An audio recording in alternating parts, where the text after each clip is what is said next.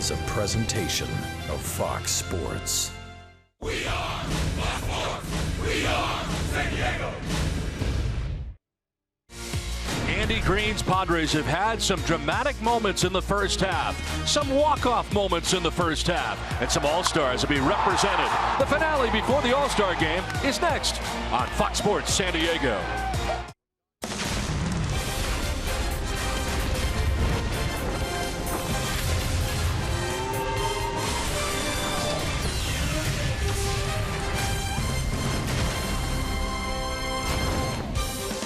The end of the unofficial first half of the season comes to you from Dodger Stadium in Los Angeles. It's the Padres and Dodgers in Game 4 of a 4-game series.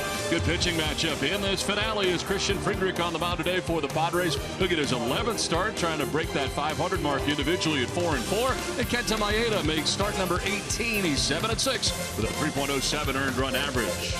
Hi again, everybody. Welcome inside the broadcast booth. I'm Don Orsillo along with Mark Grant. Welcome to Padres baseball. Well, the Padres certainly not where they want to be in the standings, not where they want to be record-wise, but this year there have been some very good individual moments and performances. I think it's fair to talk about some of the bright spots for the Padres in the first half of the 2016 season. One guy is going to be representing the Padres in San Diego on Tuesday, and that is first baseman Wil Myers. Usually an outfielder. He's played very well over at first base. Has not committed an error yet. The June numbers, unbelievable. He's hitting 290. And don't forget about the 15 stolen bases, Don. Melvin Upton Jr. Let's talk about this kid. Hey, he's been talking with the bat. He's got a lot of home run power. He's hit 16. He's driven in 44. And to go along with that 265 average, how about that glove of his? He's throwing runners out. He's got some speed as well. What the Jackie Robinson is going on here? A straight steal of home. And then let's talk about the glove. Snatching one back. Bringing it back. Creating a lot of excitement. And then on the hill, just named recently, left-hander Drew Pomeranz. Don, this guy has really pitched lights out, and he deserves to be in the All-Star game. He should have 12 or 13 wins. Opponent's batting average only 184. In 102 frames of pitching this year, he's only given up 67 hits, and he's got through the heart of the lineup, every team in the National League. You name it. Drew Pomeranz, Wil Myers, congratulations. We'll see you Tuesday. And Melvin Upton Jr., great first half of the season. Way to go, guys. Nice work. You're exhausted. There's a lot there for you. Wow. It's going to be a lot here today. It's the final game of the series. Padres trying to end on a good note. They got a second All-Star going. We'll delve into that when we come back. It's Drew Pomeranz. We'll talk about it after this.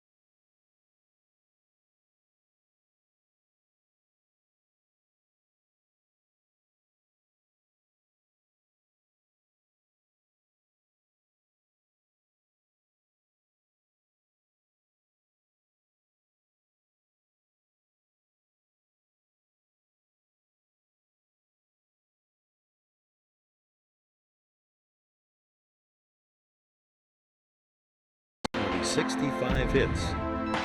He's just having an all-star season. There's that curveball. Back-to-back Ks. That looked pretty good. Strike three, second strikeout for Pomeranz. Swing and a miss. That's where he's going. Back to the dugout. Welcome back, everyone. Well, Drew Pomeranz certainly got some great news to wake up to yesterday morning. A missed call from his skipper, Andy Green. He quickly returned the call to find out that he had been named as a replacement to the 2016 All-Star Game. Here's Andy Green on how he broke the news to his left-hander. It's the only way in the world you can tell somebody new information is if they're sleeping. Like otherwise, it gets out on Twitter or someplace else. Terry called me yesterday morning with Syndergaard coming out of the game the other day. They wanted to rest him, so he called and said Drew was selected to be his replacement. I was pretty anxious just to hear anything. You know, I initially heard that I thought maybe there was a few replacements still yet to be named, and they named a few of those the day before, and I really didn't know where I stood and all that. I know I probably still had a small chance, but you know, after another guy got hurt, I figured maybe I might be the guy, but you don't really know until you know. So I finally found out. Big congrats to Drew Pomeranz. And when we come back, it's the first half finale, Game 4 of the 4-game series here in Los Angeles. Feels like the last day of school. Padres and Dodgers when we come back.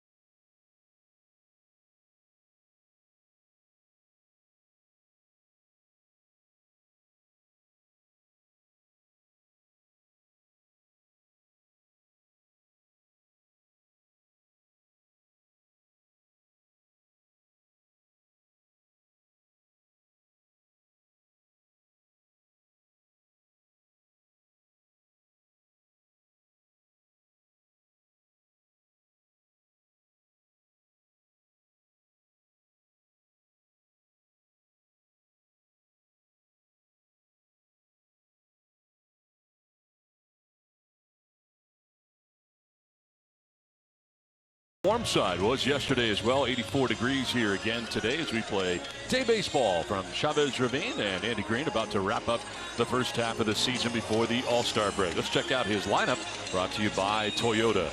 Leading it off and in center field, Melvin Upton Jr. with Will Myers at first base, batting second. Matt Kemp in right field with Yangervis Solarte in the cleanup spot.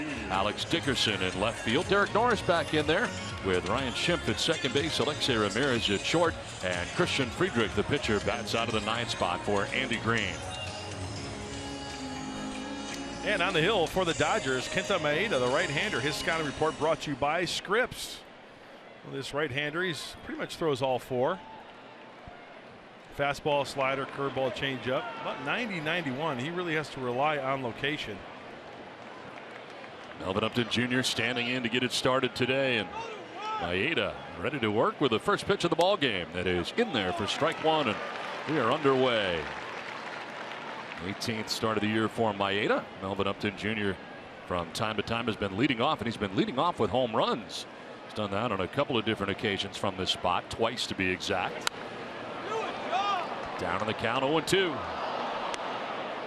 16 total home runs in the first half for Melvin. You think the ball's going to be jumping today? I do. Not a lot of wind. It is blowing out, though, to left center a little bit.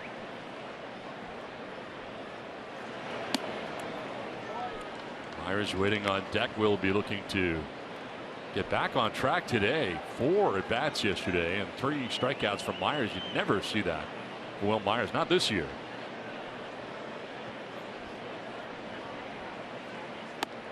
Inside, and it's 2-2 now to Upton. There's Myers getting ready for the home run derby. It's going to be a busy week for these guys. It's going to be awesome for him, and to have his brother throw his home run derby is even better. It makes it a family affair and a lot of fun for Will. 2-2 pitch, and that is strike 3. So Maeda strikes out Upton Jr. to get it started.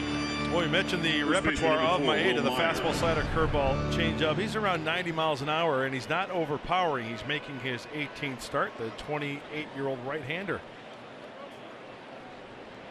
So 1 out here in the first inning brings up Will Myers. 1 shy of 20 in home runs on the year with 60 RBIs and a .290 average. One of 2 All-Stars going to Petco Park to represent the home team Padres.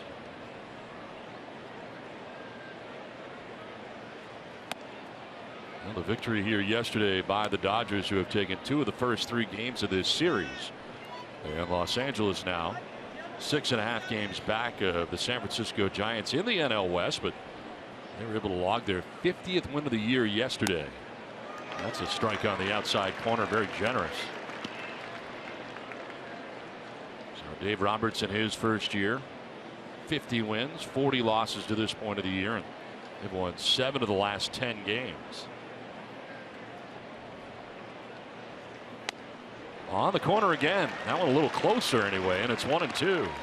Well, that's what he'll do. Keep a track of the Fox tracks as we take a look at the arbiters this afternoon. Rob Drake's got the plate. Sam Holbrook at first. Jerry Davis, the crew chief, and Carlos Torres, who had the plate yesterday, is at third base. Skips in and evens. Maeda will stay out of the heart of the zone. He will work the corners with the best of them, in and out. Hey, when you throw only 90 miles an hour, you better throw it in. Even a 90-mile-an-hour fastball will move the feet sometimes of a hitter, so he can then peck away to the outside part of the plate.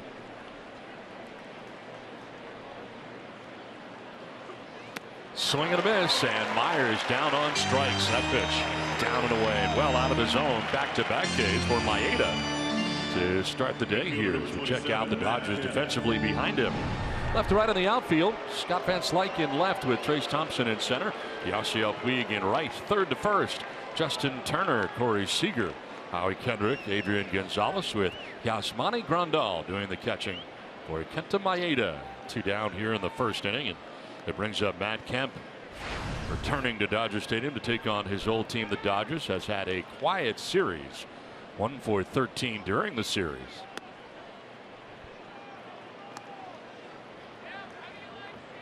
Now working underneath the baseball for Matt Kemp at times, hence the pop-ups. Hey, it's going to happen. The bat starts to drag a little bit over the course of a long season. Hard to believe. Game 89, correct? Yes. This is in game 89. Wow. Goes by quickly. So 8 games over the halfway mark, technically, officially, before the All-Star break, the Midsummer Classic. After the 2-0 and badly fooled.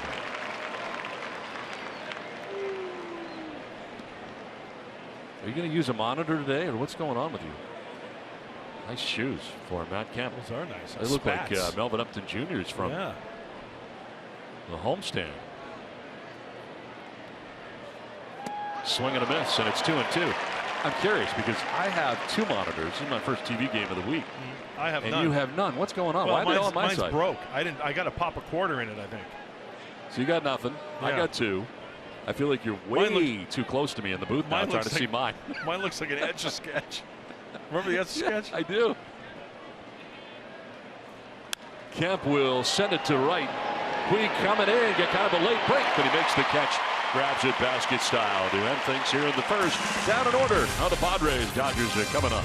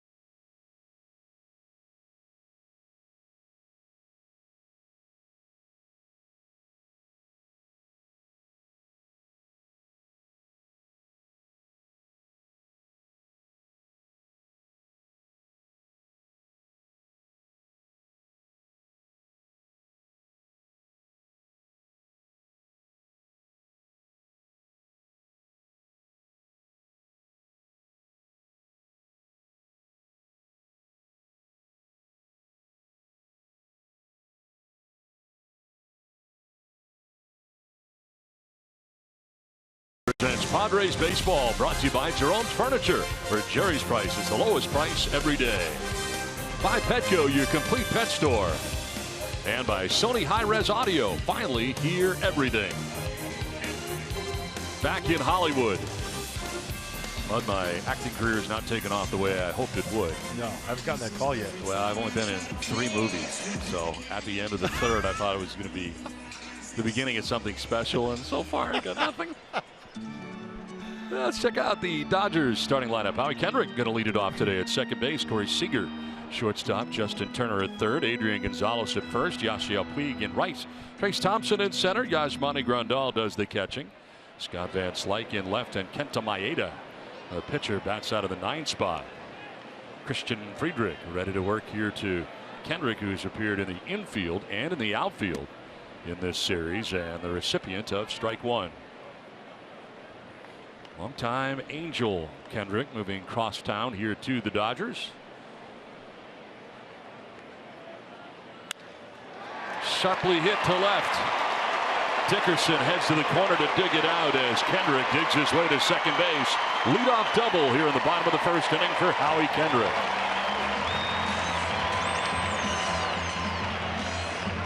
Shortstop number 5, Corey Seager.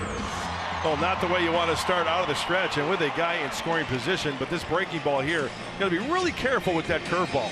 If you leave it over the heart of the plate, it speeds up the bat of that hitter, hence the double, and beating Alex Dickerson, who is playing over a little bit.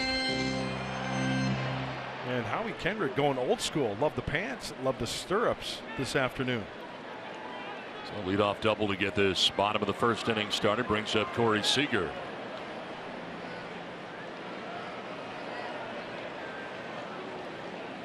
Dodgers shortstop has had a good series. And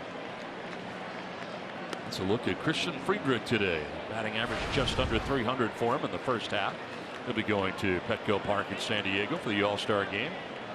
Hefty batting average at 298, 17 homers, 41 runs driven in. And ahead 2-0. Got some socks here. Got stirrups going on there. See, give me the stirrups. I'm a stirrups guy. Not the full socks, don't like. I like the higher stirrups though. I don't like the low stirrup. I want to see more of the socks. On the ground up the middle into center field, a base hit. Kendrick being waved around. He's going to score, and the Dodgers score first in this contest. 1-0 Los Angeles. RBI single for Corey Seager.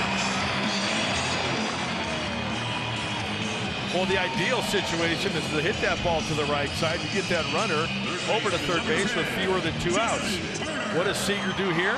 He takes his pitch from Friedrich. It's away, and he hooks it just enough to get it in between the bag and Ryan Schimpf. And just like that, the Dodgers are on the board. So Seager at first base. Nobody out. A run already in here for the Dodgers. Fast start again for LA. Justin Turner, 13 homers, 44 runs batted in, participating in his 86th game of the year. Gets the arms out of the way. Did he go? No. We'll check with first base umpire Sam Holbrook. Not much of a breeze here today. No.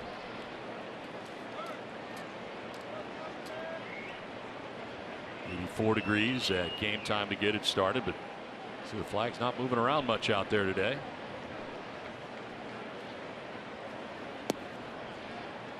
Friedrich behind again here, and it's 2-0. It's been a recurring theme in the early going. And it is boiling down on that field today. It is going to be HAWT. Hot.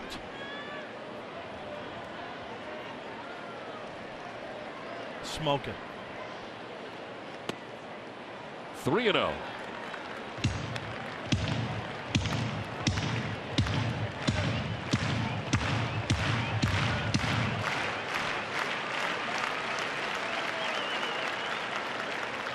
High blue skies here, not a cloud in the sky as we get it started. On a warm afternoon at Chavez Ravine, and there is strike 1. But yesterday, a questionable call at second base. As going in hard was Justin Turner. Of course, you got to slide to the bag as a new rule. He really did. But he got away with it yesterday. This was not called a double play. Alexei Ramirez was charged with an error on this play on the throw.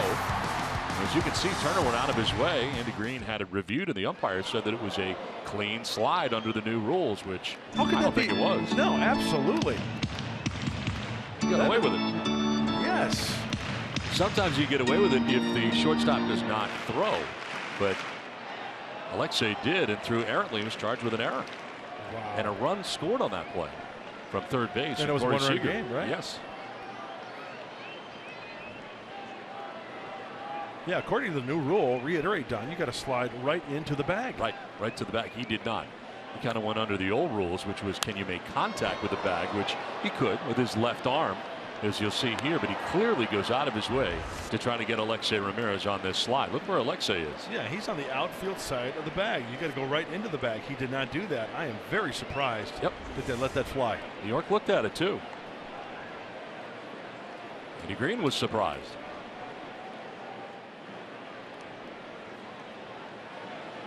Got hosed on that one. Runner at first, nobody out, run already in. Swung on and missed, and Friedrich needed that. Strikes out Turner. Karma. First baseman, number 23, Adrian Gonzalez. Does Friedrich go up out of the zone with the four-seamer? You bet. And see what happens when you don't play by the rules? It bites you later. The next day. So one out, Seager at first base. Adrian Gonzalez coming up. Last time the Padres were here to play the Dodgers, Adrian Gonzalez was mired in a horrific slump and seemed to be really off. Not Adrian-like. It's not been the case in this series. He's back to being Adrian Gonzalez. And hitting a .288. Power has not been completely back with him yet. He has 6 home runs. 43 runs batted in for Adrian Gonzalez.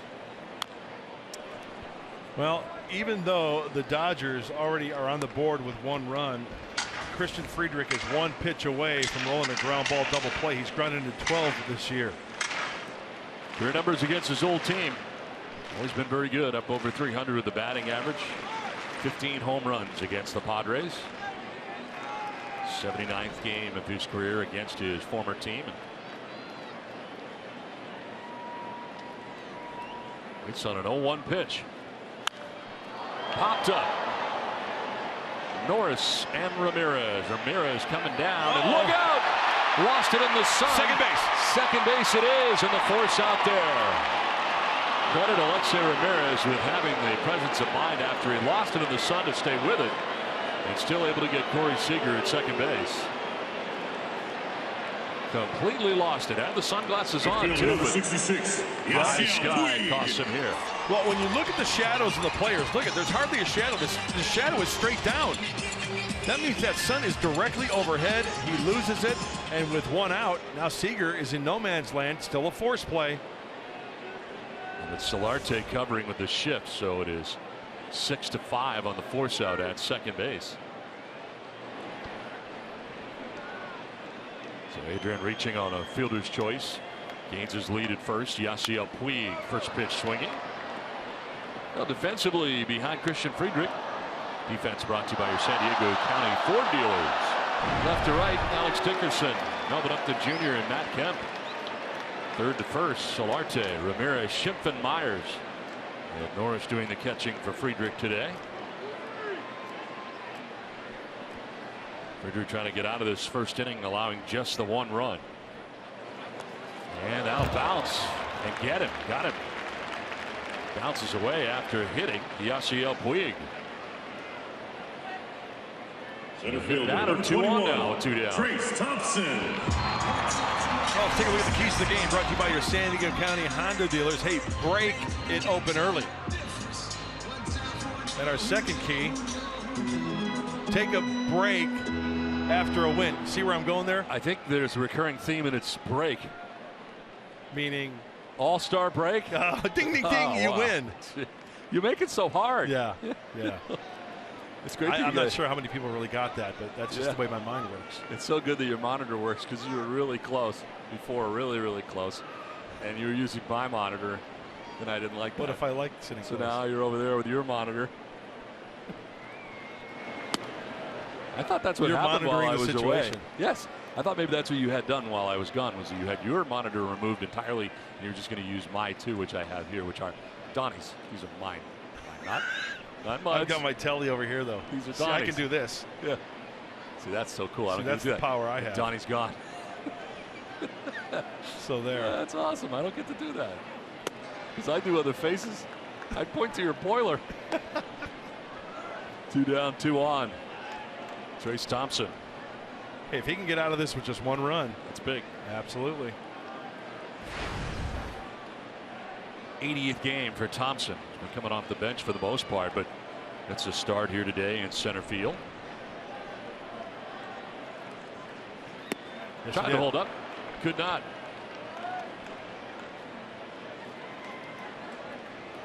Yesterday was dog day here at the park. There were dogs everywhere throughout Dodger Stadium.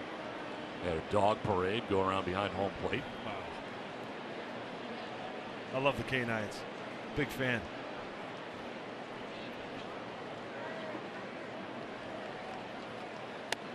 Swing and a miss, and Friedrich does get out of the inning, giving up just the 1 run.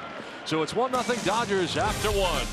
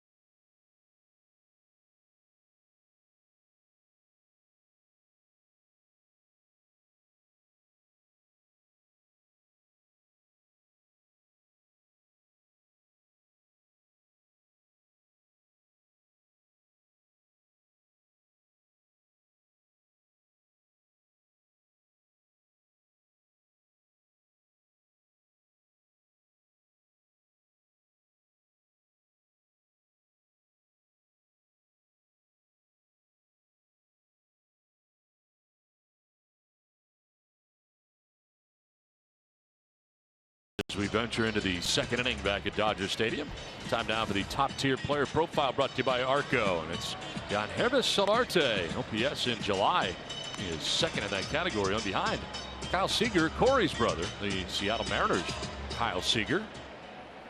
And for the casual baseball fan, that's just a good way of saying that Yangervis Solarte hits a lot of home runs and a lot of doubles, right? Absolutely right, and he had a pretty good moment in the first half. We flash back to home runs from both sides of the plate for Yangervis Solarte, Chase Field in Arizona. Well, the key for any player, especially Yangervis Solarte, not to get too froggy up there at the plate. Let his natural ability take over. He's got the aggressive swing. If he makes contact, it'll go. So I guess my point is don't overswing. 8 home runs so far in the season for Solarte. 35 RBIs to go along with that above 300 average. Solarte, Dickerson, and Norris featured here in the second inning. And a grounder right side. Somebody's got to cover first. Fortunately, it's Maeda. Adrian Gonzalez and Howie Kendrick both going for that ball. Left first base open, and Maeda noticed, fortunately for the Dodgers. And fortunately for the Dodgers, Yangervis Solarte does not run well. So Maeda, plenty of time to get over there to cover for the 4-1 putout. 1 out here in the second. Maeda has retired the first 4 Padres that he's faced on the afternoon. Brings up Alex Dickerson.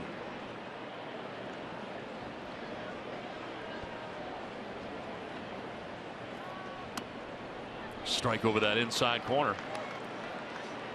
Hey, Don, I want to ask you a question. Is there one thing that kind of stands out with Alex Dickerson when he gets hits? I mean, what do you notice from him?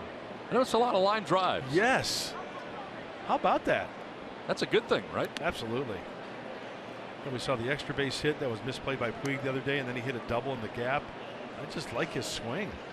You know, for a big guy, you anticipate maybe the high trajectory type balls, but the ones we've seen, Alex Dickerson, line drive hitter. I was talking to him the other day before the game, and he was talking about feeling more comfortable this time to the major leagues, and that's a big deal for guys who are up and down to El Paso trying to do too much when they get here, never feeling comfortable. And this time he said a little bit different. And I think we're seeing different results this time from Alex Dickerson too. Some guys it takes longer. Some guys it's a full year, maybe 2, maybe even into their 3rd year.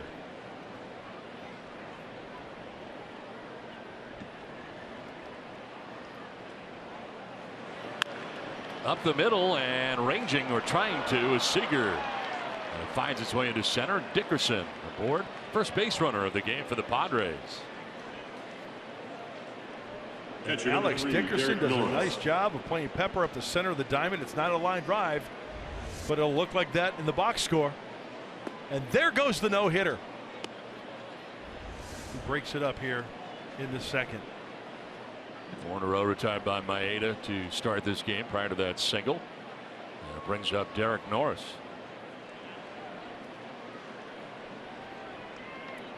Late afternoon game yesterday for the Padres. 4:15 start time here yesterday, so not quite a day game after a night game, but Norris still in there nevertheless. 11 homers, 32 RBIs for the Padres backstop.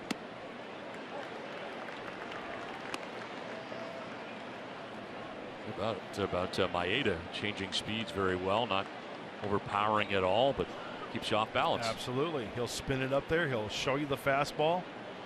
I would have to say Maeda is heavy on the slider. The fastball's for show. The breaking ball for dough. I like that. You don't get that stuff everywhere. It's almost like in golf. Drive for show, putt for dough, right? Yeah. That's the old adage in golf. Everybody, oh, you can hit it 325. Oh, well, let's see when you get to the green there, cha-cha. Right. Right? And then you're 5 and 6 putt. You can't putt. It doesn't matter. Swing and a miss. Norris strikes out, 3rd K already for Maeda.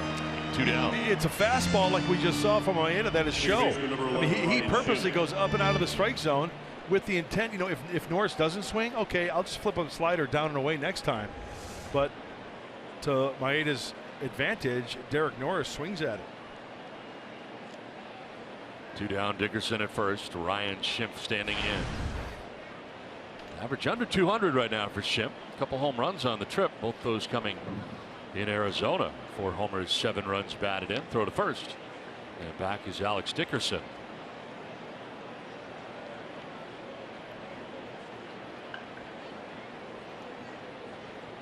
Did you see the MLB drug testers around the last couple of days in the clubhouse? I did. I was in the midst of a conversation with Ryan Schimpf when they came over to tell him it was his turn. Oh, I know. And I told him, hey, you know you made it when you've been drug tested when you get to the major leagues. and I told him, he was sitting across from the table from one of the representatives. Yeah. And I said, see what happens when you hit 3 home runs in 2 days? Here they are. Now that is on a regular occurrence now in Major League Baseball. It is a good thing, obviously. Sure. For the game, but it happens everywhere and to everybody. And it's random. Absolutely.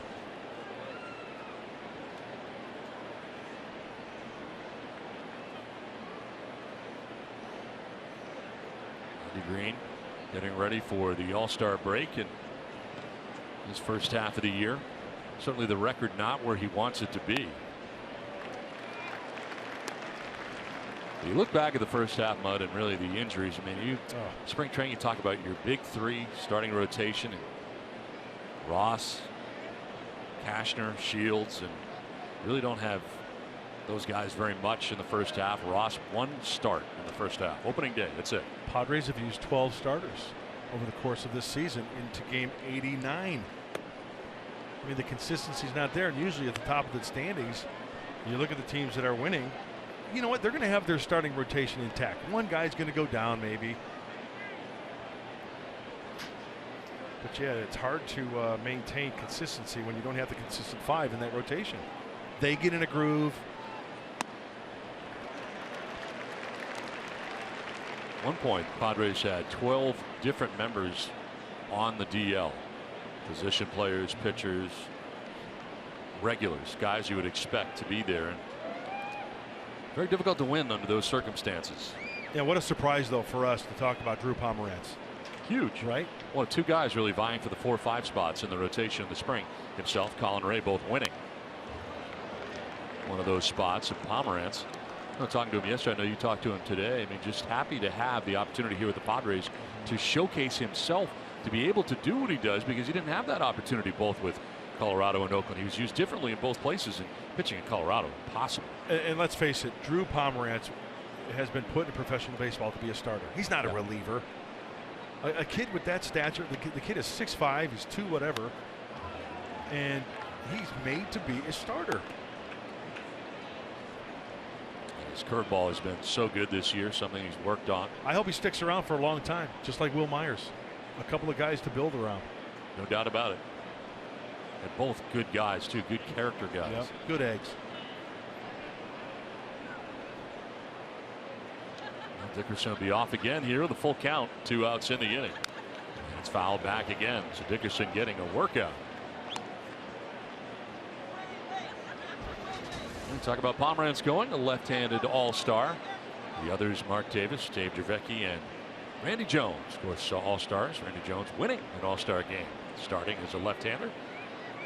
Mark Davis in 1989 saved 44 games, earning him the Cy Young Award. Randy Jones, a Cy Young Award winner in 1976. Bruce Hurst never went, huh? As a Nope. Padre? Nope. Swung out and missed. Schimpf strikes out. Maeda picks up his 4th strikeout. It's 1-0 Dodgers to an inning and a half from Chavez Ravine.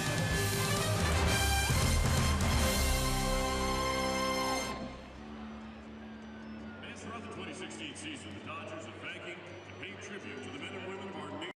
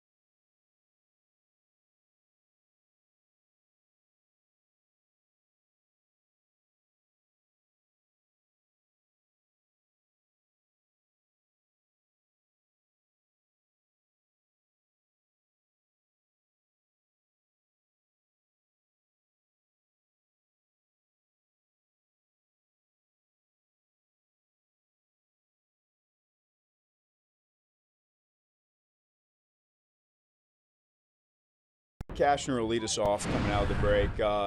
With Pomeranz going to the All-Star game, we decided to push him back to the 3rd slot. We'll go with Luis Perdomo in the 2nd slot, make sure Pomeranz has ample time to, if he throws an inning, that we're not trying to rush him on the backside of it. And so he'll throw the 3rd day. We'll go with Christian Friedrich the 4th day, and Colin Ray, like we planned at the beginning, will be at the backside of the rotation. Manager Andy Green on the new look rotation and what we can expect coming back from the All-Star break. And take note, Colin Ray being pushed to the back end of the rotation in order to let Andy Green manage his innings. And when I asked him to evaluate this pitching staff and all the different pitchers he's seen so far, he said, well, they're young guys, we've made a lot of strides, but still a lot of work left to do. Well, lined up for the 2nd half, and Yasmani Grandal leading it off. Thanks very much, Julie, as we look forward to that 2nd half of the year. Padres, of course, beginning the 2nd half of the year at home against the San Francisco Giants. A quick weekend series for heading out on the road back to the East Coast. On the left center field. That's going to get down. Dickerson will get it back in, but Grandal, who had a 3-home run night here the other night, former Padre, has a base hit to begin the bottom of the second inning. Looks like Friedrich flips up a curveball again. Is he too quick, or does he get in on him? He gets in on him. And because it's up and you don't hit it on the sweet spot, chances are, yeah, that dull sound, not on the sweet spot. Hey, if he gets the fat part of the bat on that one, that could be extra bases. So you keep him at first, you keep the double play in order. Scott Van Slyke rips this back where it came from into center. So a flare and a ringing single, and the first two have reached here for the Dodgers. A hockey suit coming right back at you, Christian Friedrich. First pitch hunting, just eludes the glove of Christian Friedrich.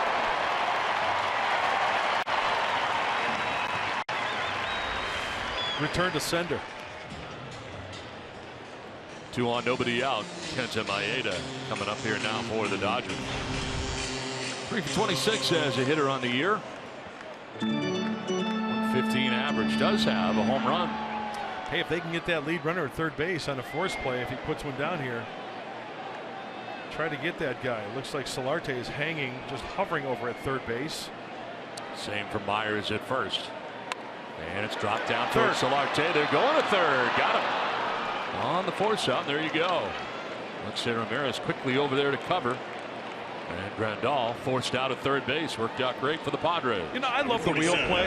And that's when Alexei Ramirez comes over this way while Solarte goes this way. Now it's a force play, right? So there you go. He just has to be the first baseman, not a tag play. So he's fielder's choice.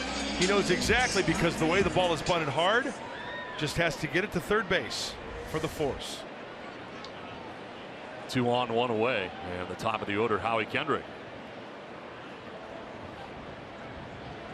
Double scored as part of the first inning for the Dodgers.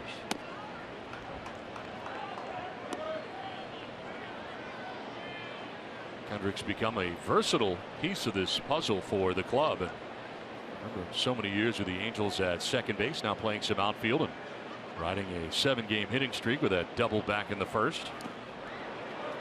Swing and a miss, got away from Norris briefly. No advance for the base runners.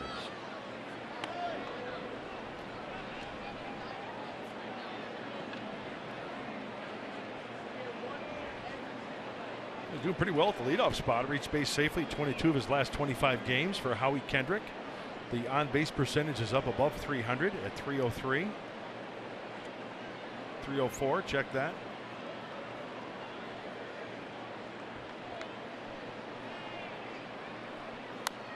Swinging a foul back to the screen, still 0-2.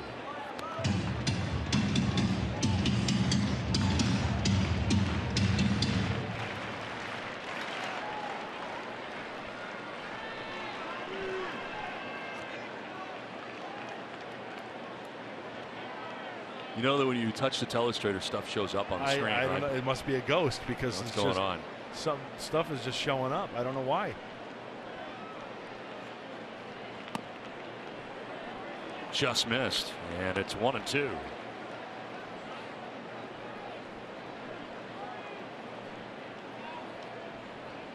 Talk about double plays. Adrian Gonzalez leading this team in double plays with 12. Well, Howie Kendrick has grounded into 11.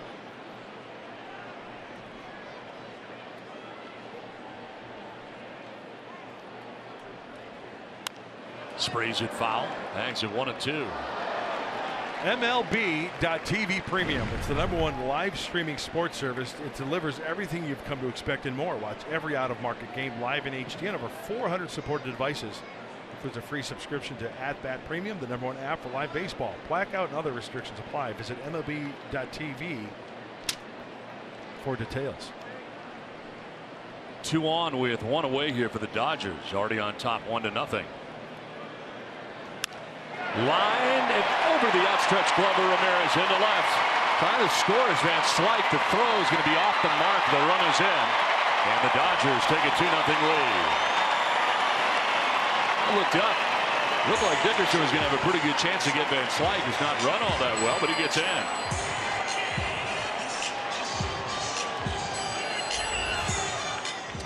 First, I thought Alexei may have had a chance. Just out of his reach.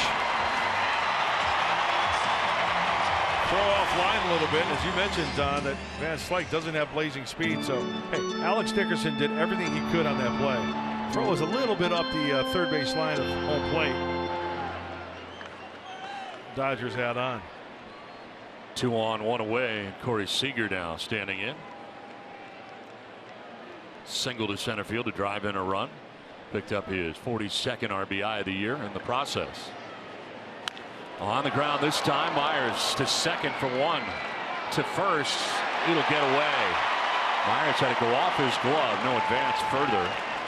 But Maeda, who gets to third base, but they erase Kendrick, the middleman, at second. With his second out of the inning.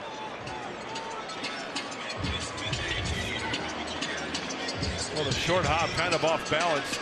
And you can see Will kind of works underneath that one, and then he has to retreat quickly back to the bag. A lot going on there. But the big thing there, he deads that ball just enough with his glove, preventing Maeda to stay at third base. The ball gets by, it might go in the dugout. You never know. Justin Turner struck out swinging in the first inning. 1 of 2 Ks on the day for Christian Friedrich. Look what he's been doing the last 22 games for Turner. Pretty good.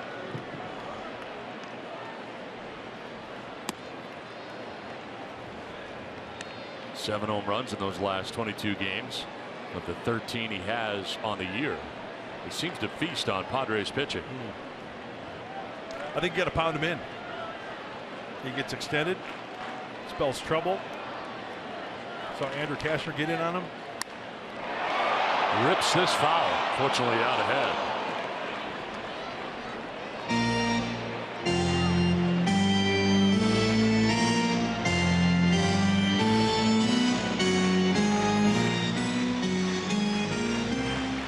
I remember the second at-bat of the night Andrew Cashner told the slab he really got in and popped him up on the infield. He does not like the fastball in.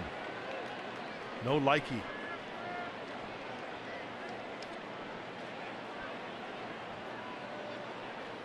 Upton Jr. over towards right center, gap out in left center, and he climbs the ladder on Turner and strikes him out. Second time, Turner's down by way of the K. Dodgers had a run, take a 2-0 lead to the third inning.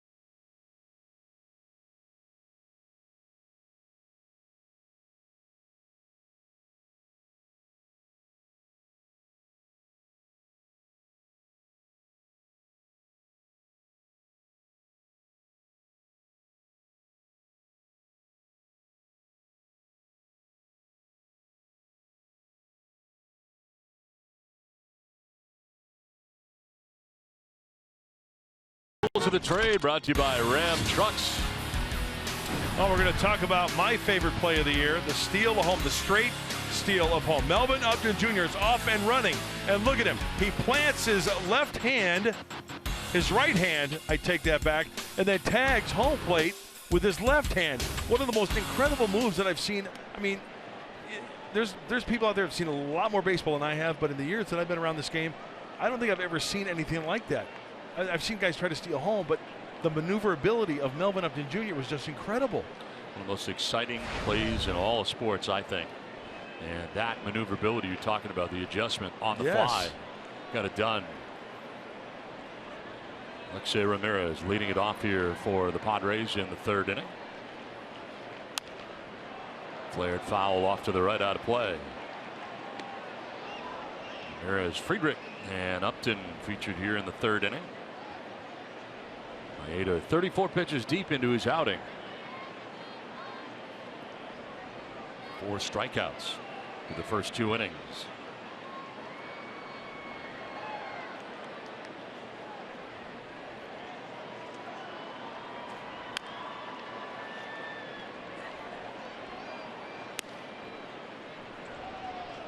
Ramirez, one of the healthy Padres so far in the year.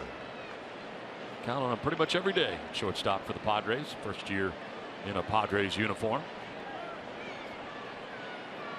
You know, it's one thing, every position is, I mean, it's got its wear and tear, obviously, but a premium position like shortstop, catcher.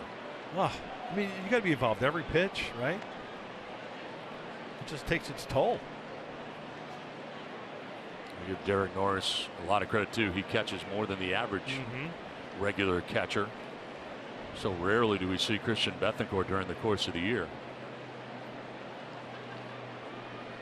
Catches a lot of day games after night games. Sort of the case here today.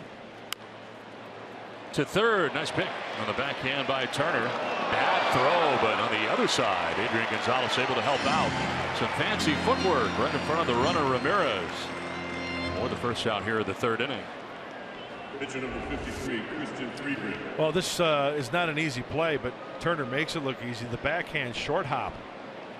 And then Adrian Gonzalez, you know, he can only jump so high. Foot loose and fancy free over there. Switching the feet. No, he keeps his left foot on the bag and just tall enough. And to avoid the collision at first. That can get nasty. One out, Christian Friedrich. First at bat of the day. 0.98 average. 4th season for him.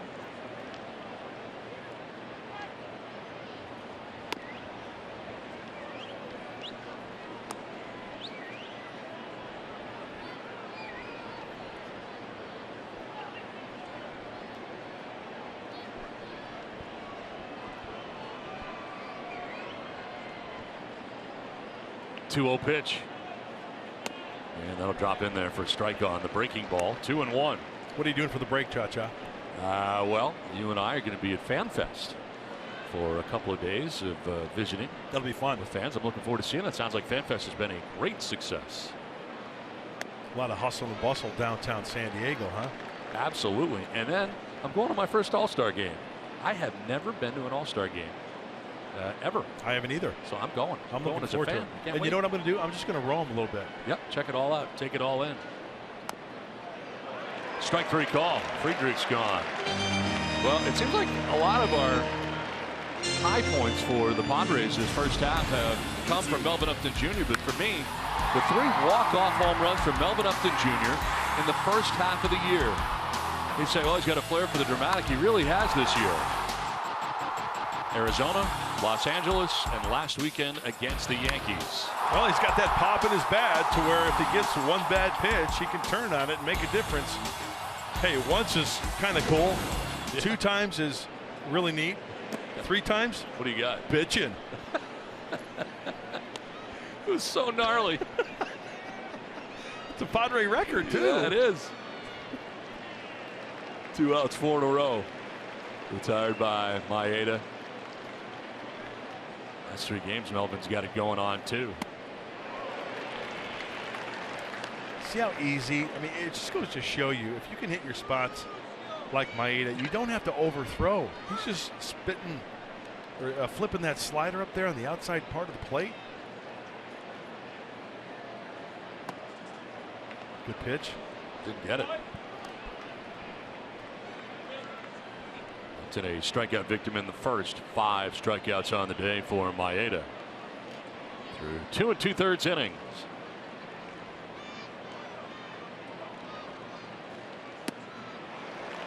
Evens up.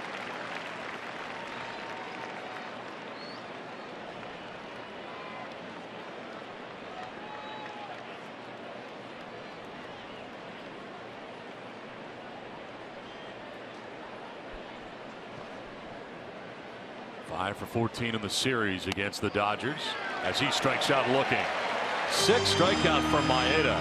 Second 1-2-3 inning of his outings. 2-0 LA.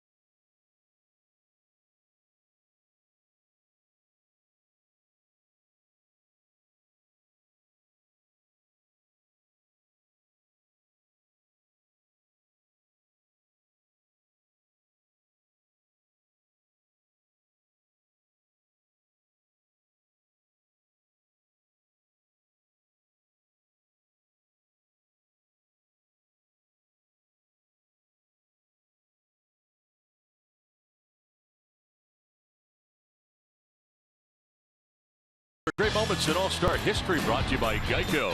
The 1994 Midsummer Classic in Pittsburgh remains one of the most exciting All-Star games ever.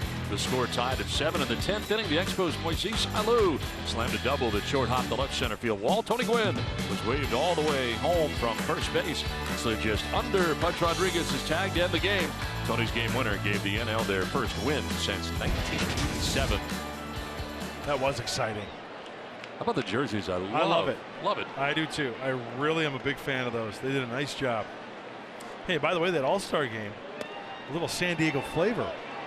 The home plate umpire, Paul Runge, San Diegan, called Tony safe on that one. San Diegan Adrian Gonzalez standing in here for the Dodgers. Fouls it off. Well, before the game, the Dodgers players that are going to the All-Star game got their jerseys. Part of a pregame ceremony. Seager, Kershaw, Jansen will be headed to San Diego after the ball game today. I love those colors too. I really do. I'm a big fan. You wore the brown, yes? I wore, it was after that, it was the brown pinstripe. You wore pinstripes? I know, yeah. Wow. Well, my jersey had the most pinstripes of any other person on the team because of my fatness. So, did you find it had a slimming effect or no? Swing and a miss. Adrian strikes out. I think my pinstripes I wore probably dropped 50 pounds on me. Okay. Made me look 50 pounds thinner. I noticed you're wearing pinstripes today. Yeah, I'm wearing my seersucker today. Very great Gatsby-ish of you. You got to stand up and see his whole outfit. Tremendous. I love the boiler. Right. Now the decision you have to make in life is: are you going to go below the boiler or above the boiler with your belt? You've chosen somewhere in the mid-range. I go mid-boiler. It's unbelievable. It's a decision you have to make at some point in your life. Am I going low? Am I going high? I'm going low. You're going, obviously, at this stage in your life, and I don't know why this has changed. It's changed on this trip. I've noticed. You've decided that the midpoint of your boiler is where you're going to go. I've always gone mid-boiler. Always. I just didn't notice it. Well, see. So soon, your belt is going to be by your chest, which is up high. But anyway, that was a great look at your pants. That's what we were trying to do there. The great Gatsby look you got going today. Hot day. I'm a big fan of the seersucker. I know it's really East Coast.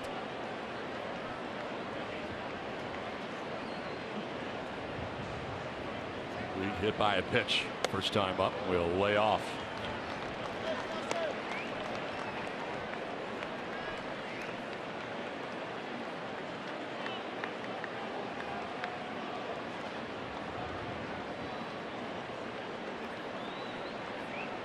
Rio to Puig, and that's in there for a strike.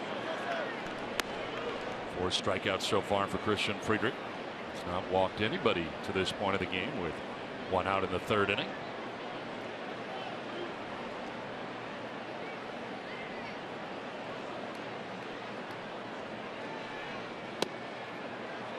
Now he has. There's ball 4.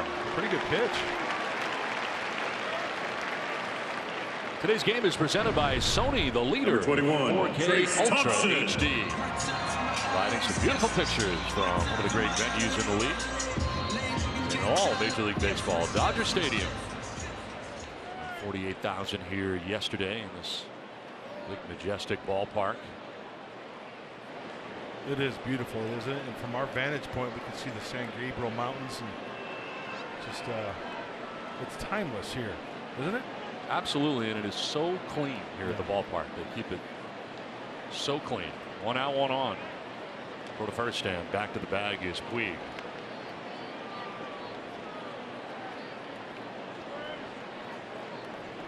There's the mountains you were talking about. The San Gabriels.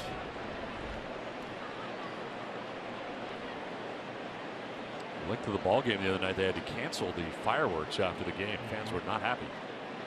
It's a 4-hour game as it was. And because of the length of the game the other night, they had to cancel the fireworks. Sad.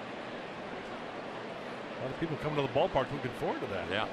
They hung around for the 4 hours. They found out that they were not going to see any fireworks. They didn't want to disturb the neighbors. They wanted to That's be what happens. good neighbors. You're in the neighborhood here. Yeah. Well, Puig only has 4 stolen bases this year. Is he something going on here? Nope.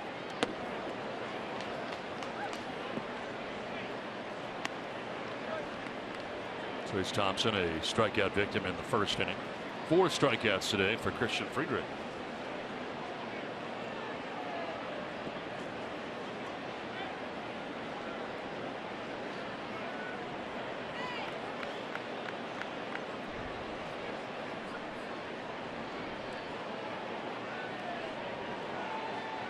Adrian Gonzalez struck out to begin the inning. Puig with a walk.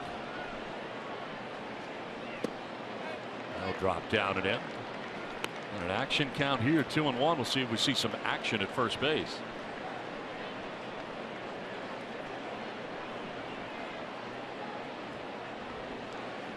You know what? I would go to a long hold and then kind of a good move. Not your A move, but a decent move over to first base. Expecting something here in the 2-1. Strike on the outside corner. Nothing happens. It's 2-2. I think that's my least favorite tactic of holding a base runner on as a pitcher, is when they hold the ball. It's the most difficult thing to do as an announcer. Well, you know what? It's funny you say It's that. all about me. No, because you know what? Runners hate it, and that's good that you noticed that. Because imagine annoying. being a runner. Bothers me. How annoying that would be, especially if the stolen base is part of your gig. Driven to left. Dickerson going back. He'll have room when he makes the catch in front of the track, then runs onto it and quickly gets it back in as Puig back to the bag at first. Sharply hit, but Dickerson had room. 2 down. I remember pitching against guys like Vince Coleman when they were in first base, Tim Raines, Willie McGee. You know, you get into the stretch, and I would hold extra long because they get a little jittery sometimes. But then you step off and you quick pitch and you give up a double to the gap and they score. In fact, that's what happened when I was out there. I would be so annoyed by you, like more than I am now. 2 outs in the inning. Puig at first base. There's that move I was looking for. There it is.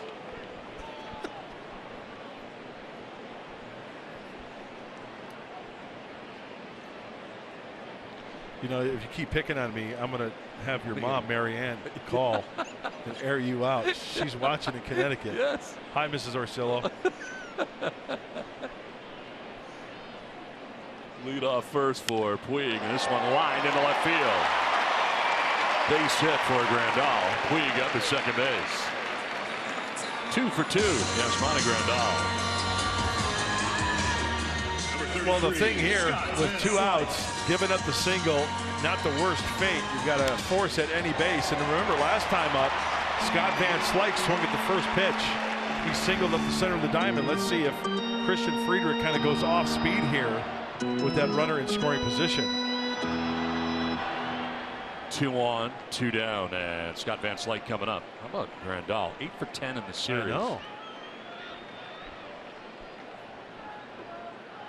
Feeling very comfortable at the plate. And Slyke will take a pitch. And there's that breaking ball I was talking about. Last time, first pitch fastball swinging.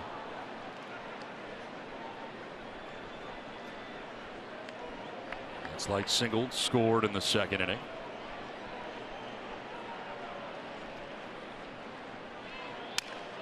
To center field, and there is Schimpf. Stride on the outfield grass to make that grab that ends the inning. 2 left for the Dodgers. LA on top 2-0.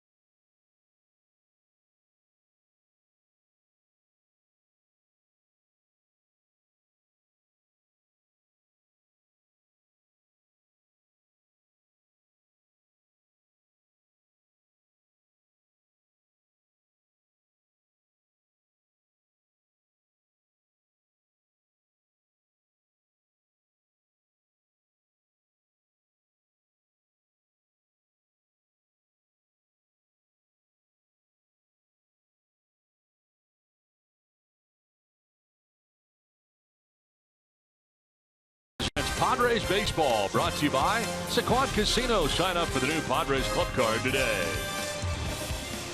By Jack in the Box. Taste the Portobello Mushroom Buttery Jack before it's gone. And by Mercury Insurance. We're on a mission to save you money. Log on to mercuryinsurance.com today. Dodgers Stadium, the site of Game 4 of this 4-game series between the Dodgers and the Padres. And so far in Los Angeles with single runs in the first and second. Enjoys a 2-0 advantage over the Padres. Kenta Maeda back on the mound again. And ready to deal with 2, 3, and 4 in the Padres order. Myers, Kemp, and Solarte scheduled to bat in the inning. He's got 6 strikeouts through the first 3 innings and has allowed only 1 hit. A single to center field by Alex Dickerson in the second inning.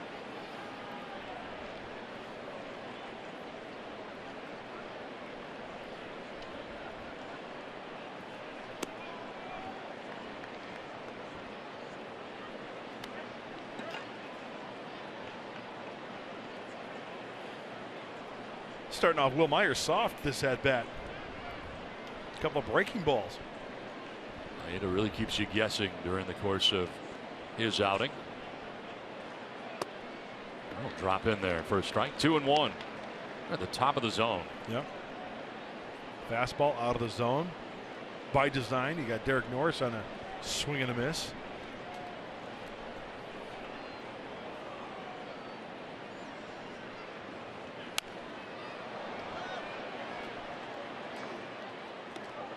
Look at what he has done in the first half of the season. Players with 15+ home runs, 15+ stolen bases before the All-Star break in Padres history.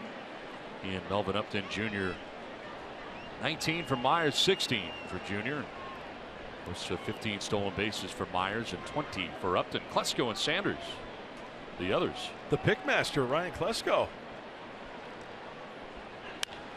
In the air to right field, playable for Yasiel Puig.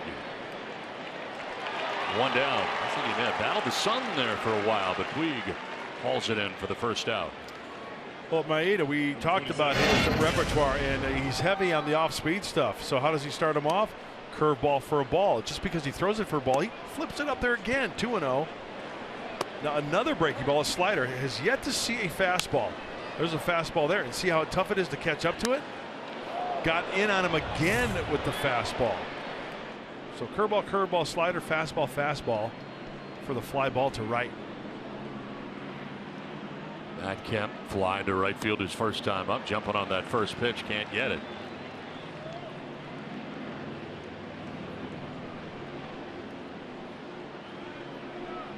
High chopper to left field.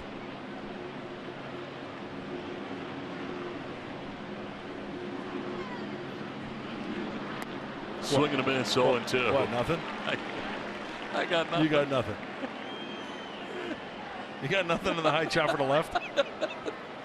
That's a helicopter and it's over there. Now, if Kemp chop one in that direction, I could go with it. But right now, he hasn't as he takes it down low. 1-2.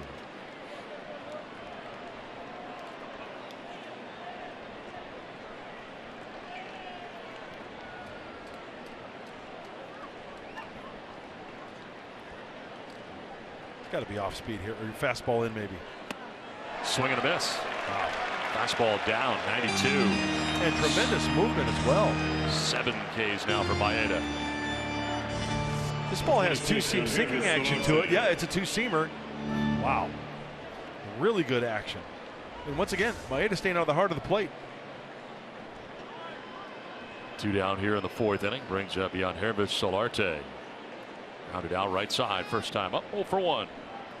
Hey, believe me, I've been in the dugout many times when a pitcher like this is out on the hill, who's just flipping stuff up there, and guys just come back to the dugout and they are just, oh, so ticked. Line to left, Van Slyke gets back there though, backpedaling to the track of the wall to make the catch that ends the inning.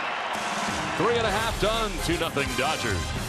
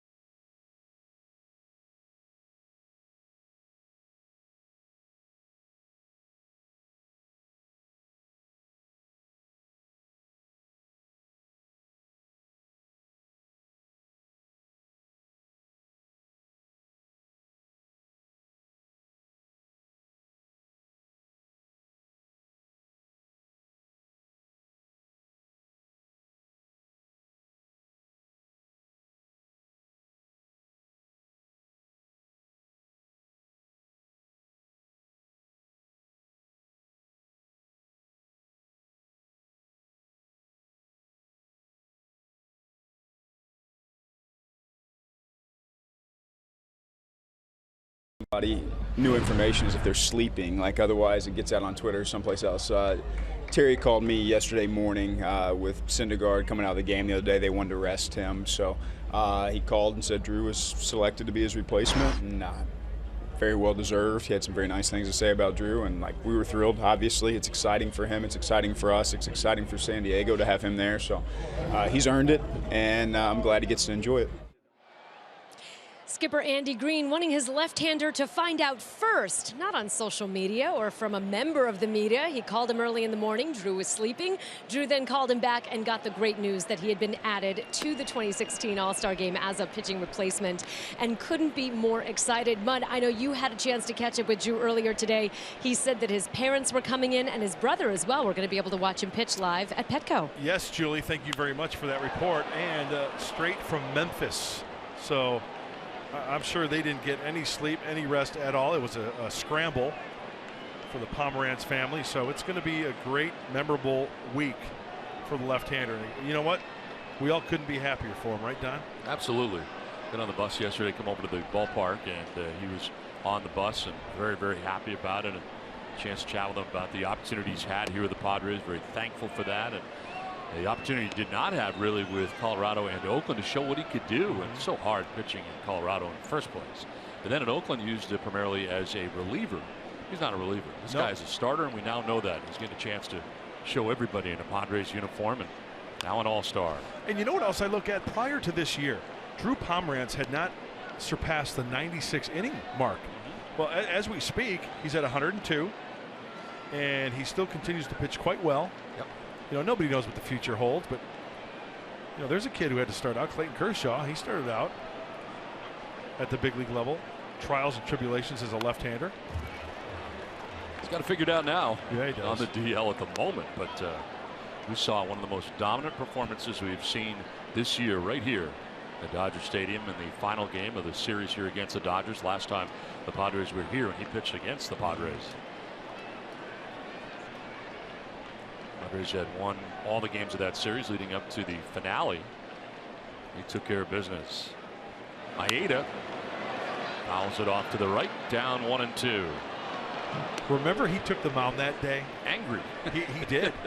I mean, he came to the ballpark that particular day, and if he didn't say it with his mouth, he said it with his actions. It was like, guys, the losing stops today. He was on a mission. Yes, he was.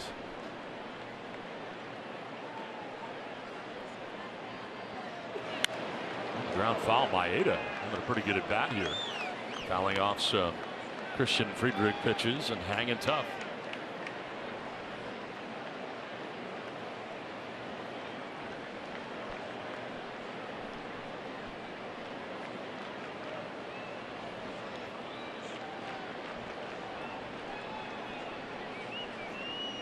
A 1-2 pitch. Foul back to the screen. Still 1-2.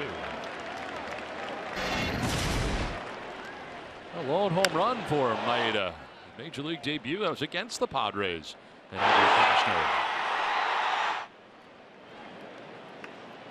They give him the silent treatment. Adrian Gonzalez says muy fuerte. It means very strong in Spanish.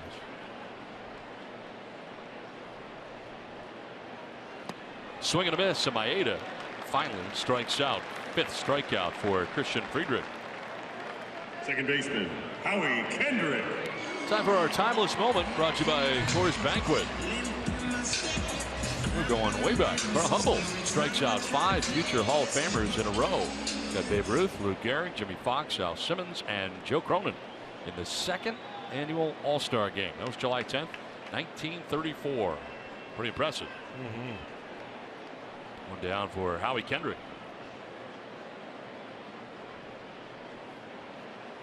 Kendrick 2 for 2 in this game. Has doubled and singled. He gets the start today against the left-hander. We saw Chase Utley yesterday's game. Wondered yesterday whether we would see any kind of retaliation at all from the Padres. This is to center field, and Upton out there waiting to make the catch for the 2nd out. Thought we may see something yesterday because Utley, of course, with the slide. Shortstop, Derek Norris involved here and earlier in the series, and of course opening day at Petco Park. Happened twice this year that they've been involved, and Norris had to leave the game injured here the other night. I don't think that was cool. I really don't. It borders on dirty again. It's almost like Chase Utley has sort of become somewhat of a dirty player, and the latter portions of his career. It wasn't like that in the beginning. But it's happened a few times. And of course, none bigger than last year in the postseason, where we now have the Chase Utley rule. Shouldn't it be the Ruben Tejada rule? It really should be. He's the one that got hurt. Right, like Buster Posey. He's the one who got hurt. He's got the Buster Posey rule. Right. It's not the Scott Cousins rule. Right. See, nobody knows who Scott Cousins is. Nobody remembers that. Yeah. It was the kid who slid into Buster Posey and busted up his ankle. Change now how you cannot block the plate unless you have the ball. 2 down here in the 4th inning. Corey Seager waiting on an 0-1. Swing and a miss. Corey Seager's night moves have been on for the first 3 games of the series, but today we played day baseball. See what I did there? Well, he definitely has had some Hollywood nights here as a Dodger. See what I did there? This isn't your first rodeo. Seager with a swing and a miss and strikes out. 6 strikeouts for Friedrich. It's 2-0 Dodgers after 4. I'm going to Kathmandu.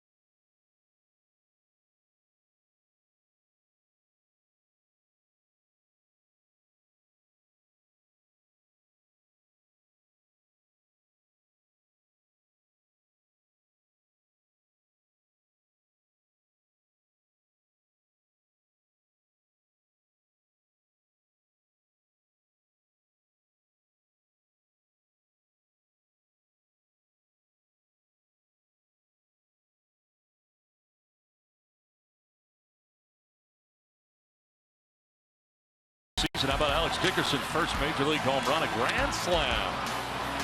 That was against the Cubs at Wrigley Field. Amazing moment for Alex Dickerson, Poway's own.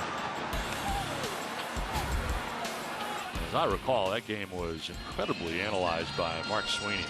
So good. Should we move along? We move along to the 5th inning. Yeah, I worked with Mark Sweeney in that game, and was that the doubleheader game? Wow, is he talented? You know what? I don't even remember. I know we had the day-night doubleheader there. I don't remember if that was one of the games. I know Bethancourt hit a big home run. Yes, he did. He got kind of barked at by John Lackey as the pitch is strike over the inside corner with Justin Turner. Justin Turner's not up. I have to flip my card over. Ready? Okay. Padres Alex Dickerson is leading off. Dickerson single to center in the 2nd inning. Helps when you flip it over again. You get to see the other team. It's great. Now it'll make its way in on the ground. 1-1. Dickerson single to center. He's got the only Padres hit today. That's it. I was going to say only 1 base runner allowed by Maeda. Working out of the windup quite a bit. Not a good sign for San Diego. Saw the 5-game hitting streak for Dickerson, who pops it up. Catcher Grandal discards the mask. Takes care of out number 1. Well, Don, remember I was talking about in and out, up and down for Maeda. Look at this pitch here to Dickerson. Look where the glove is of Grandal. It's in. His hands can't get through, can't get the barrel on it, working underneath it. That's what he's been doing all afternoon. And only throwing like 90. 1 down. Norris struck out his only at bat back in the 2nd. 7 strikeouts on the day for Maeda.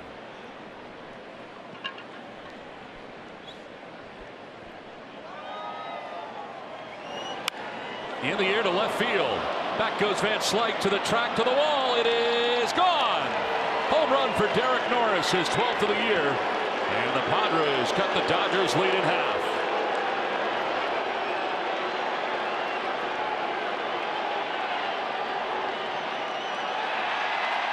Second hit of the day for the Padres is a big one for Derek Norris. Number 11, Ryan Well, Shin. I don't have a crystal ball. I cannot read a man's mind, but I tell you what, I think Derek Norris went up to the plate looking for the old curveball first pitch. I mean, he was right on it, wasn't he? Yes, he was. His body was so smooth and in unison with that pitch. It was as if I'm thinking curveball, I'm getting it, and I'm going to tattoo it. Not a natural reaction to the curveball. No. Because you know how some guys will stride and they'll kind of pause a little bit to recognize it? Yep. As soon as that ball out of the hand, he wound up. That foot was, everything was moving smoothly. Not one stop in that swing. Send it on its way. That's a case of him guessing right. Well, yeah. I mean, I think hitters do that all the time. Line a foul ball. Very close down that right field line. Let's send it down to Julie. Well, I was talking to Derek Norris before the game today, just asked him how he was feeling, how that right quad was doing. He said, well, a little bit better than the day before. And I said, well, how are you planning to spend your break? And he said, I'm definitely not planning on bringing a glove or a bat back home. Just looking forward to resting my body and trying to just relax and take some time. I asked him what he was most proud of this first half, and he said fighting through the frustration of the injuries and also the tough breaks. But good to see him get that home run just now. No doubt about it. He'd love to finish here on a good note here in the first half. And strike three, Ryan Schimpf becomes the 8th strikeout victim. And think about Norris, and I know we talk about it all the time sometimes when guys go bad, their numbers are not that great in the first half. 10, I honestly can say that Ramirez. of all the Padres, he has hit the ball the hardest and at people on a regular basis and has nothing to show for it a lot of the first half. Well, we had stats to back that up. I was Yep. going to say back in June, maybe, at the end of June. Yep. Derek Norris, with the way he hit the ball off the bat and then had nothing to show for it, you're absolutely right. Hardest outs, I guess, is what we're trying to say, right? 2 down for Alexei Ramirez. Alexei grounded out to third base in the 3rd inning, 0 for 1. Carlos Villanueva is up in the Padres pen. First action we've seen for either side.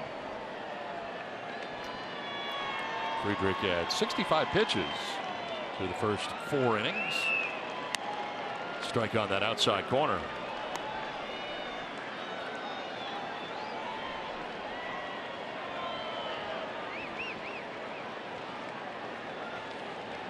So the Padres with 2 hits off Maeda. A single by Dickerson in the 2nd. More recently, the solo home run by Derek Norris. Waves at that, badly full. The old sweeper down and away. Look at all 3 pitches. Down and away at the knees.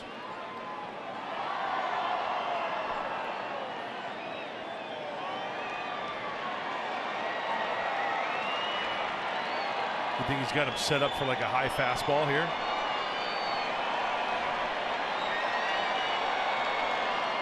Looks like it may be coming in.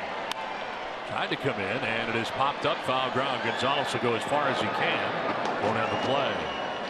Lands in that big Dodger Stadium dugout.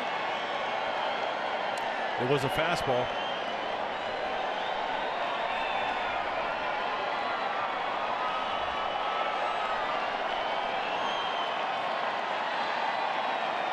Two outs, visiting half of the 5th inning. Run in here for the Padres, first of the day. See what Grandal puts down here. Fastball away.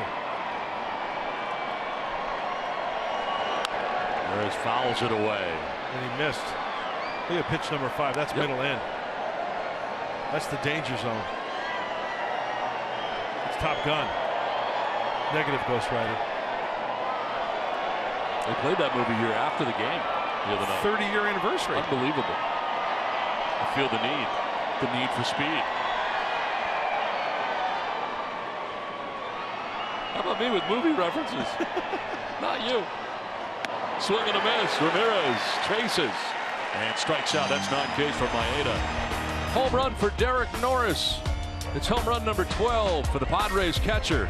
It's run number 1 of the day for San Diego. It's 2-1 Dodgers halfway through.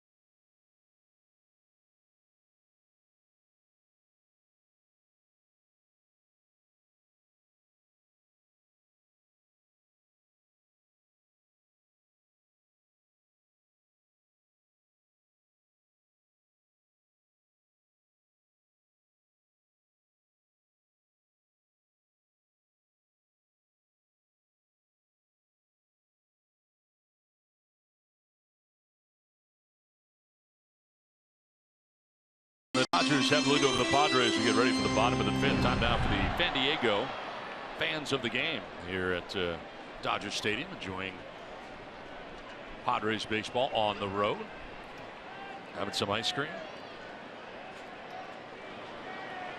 Nice day to have ice cream here. It is on the warm side, 84 degrees to start this game.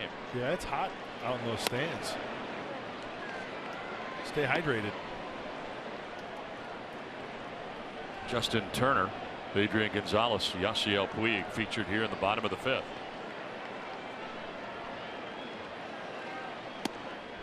Strike on the outside corner. And it's 0-2. Turner has struck out twice already today, swinging in the first, swinging in the second.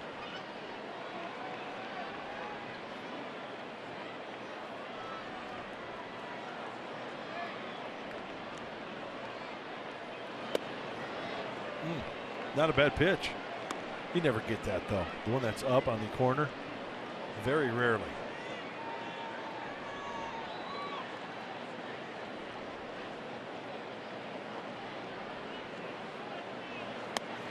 That's strike 3, and Turner has struck out for the 3rd time today. First time that he has gone looking.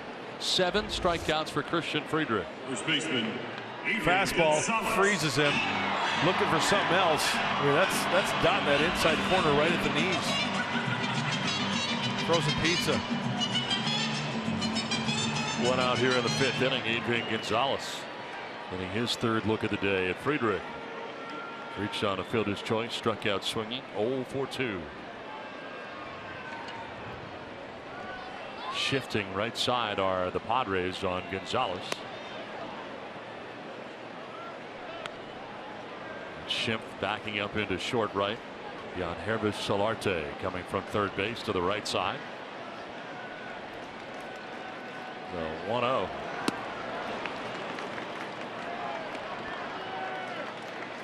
Dodgers got a run in the first, a run in the second, not scored since.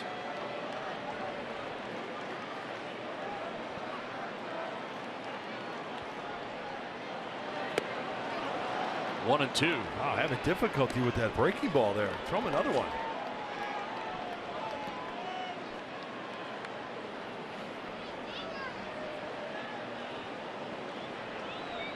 Adrian pretty deep in the box, that open stance to begin with anyway. Closes up pretty quick. One of the things I don't like about Dodger Stadium, the thin lines in the batter's box. That bothers you? They don't equal the foul lines. Nope. Or any other I don't batter's like that. box. I don't. Baseball. I don't like that at all. They should be thicker. They should match that line right there. They don't hang around long anyway, usually thicker or thinner, but you don't like the way that they are. No. I think it's a bad look. Fly ball to left field. Dickerson going back at the wall. He'll leap and can't get it.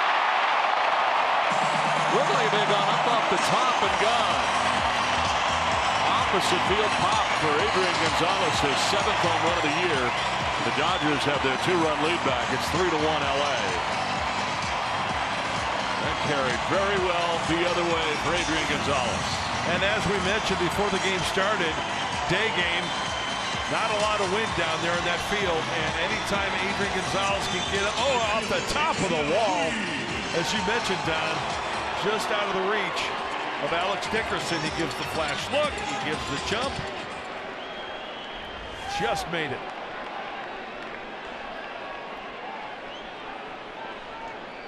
Yasiel Puig now in on the right side.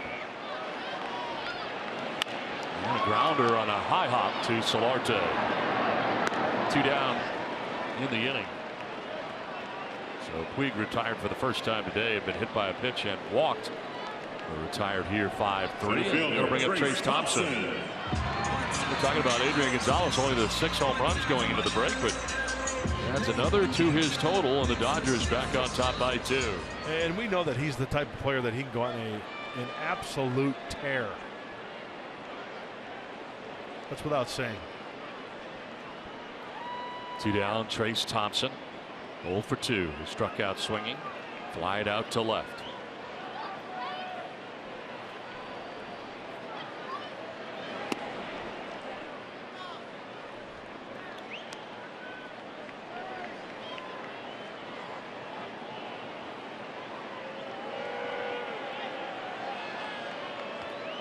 Thompson batting now with Grandal waiting on deck. Rather not have to deal with him in this inning. 8 for 10 in the series.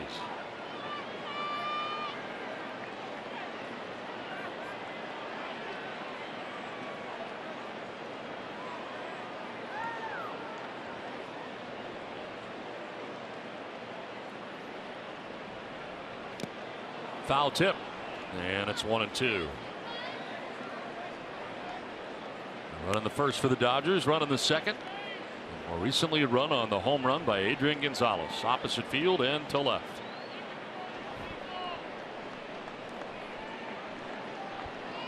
And their starting pitcher today has been outstanding, Kenta Maeda. He's given up 1 run. The only blemish, a home run by Derek Norris in the 5th. Only 2 hits today gathered by the Padres, being out hit 7-2 in this game. The Dodgers batting in the home half of the 5th inning. Having difficulty with the soft tossing Maeda.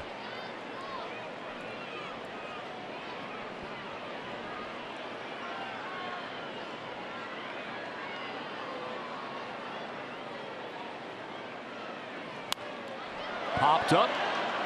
Norris will get rid of the mask and makes the catch that ends the inning.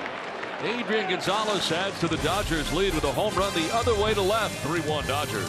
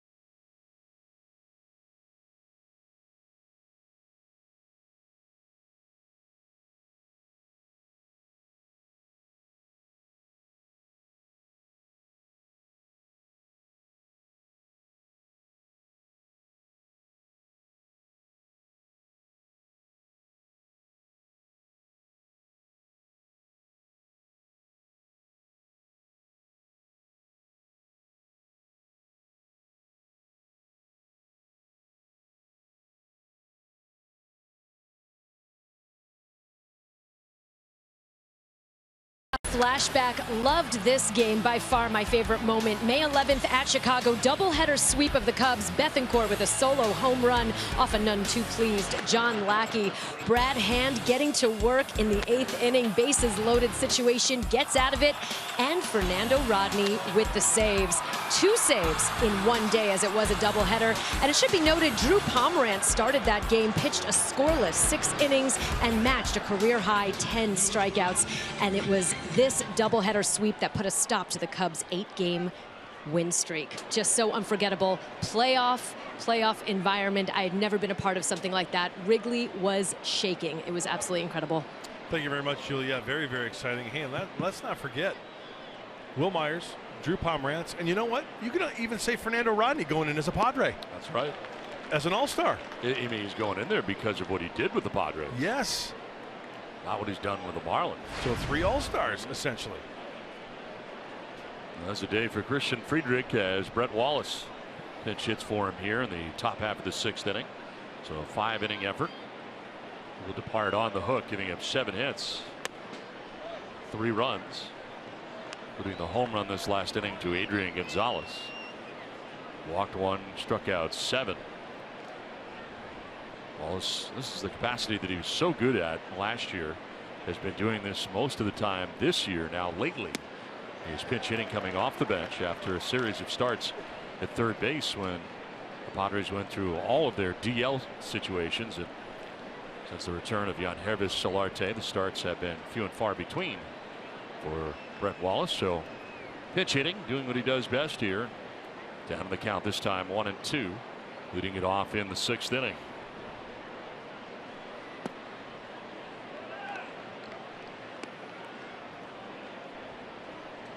Outfield straight away for the Dodgers. They shift on Wallace on the right side. That happens a lot to Brett.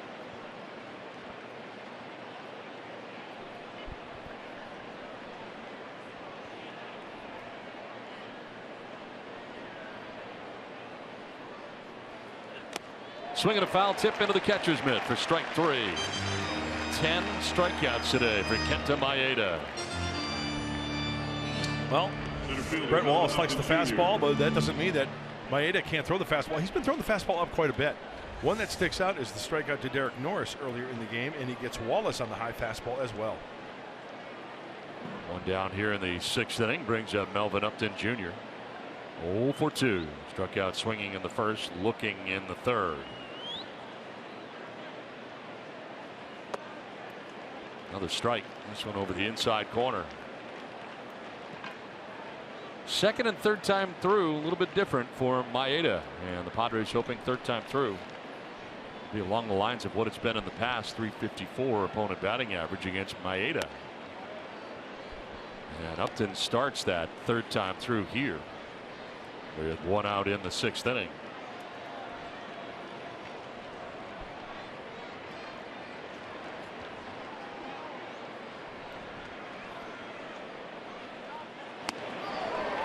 Good rip. 1-2. Maeda coming into today's effort with a 7-6 record individually. 307 earned run average. 18th start for the right-hander.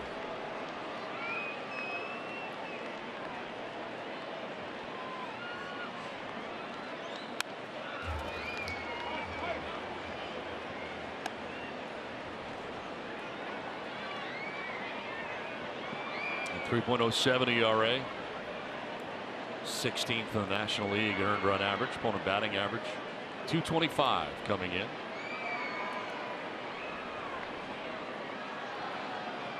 Has made his major league debut. That was back April 6th. Part of the sweep by the Dodgers of the Padres at Petco Park. Swung on and missed, and for the 3rd time today, Melvin Upton Jr. is down by way of the K. 11 strikeouts today for Maeda. And because of that strikeout, we're going to check on Maeda's day and what's making him so effective. How about the fastball? See the yellow? That's the strike zone. High fastball. After throwing some off-speed stuff out of the zone, a slider. Swing and a miss for the strikeout. And the soft stuff early. How about a fastball in the zone, but tough to catch up to because of all the soft stuff prior to that.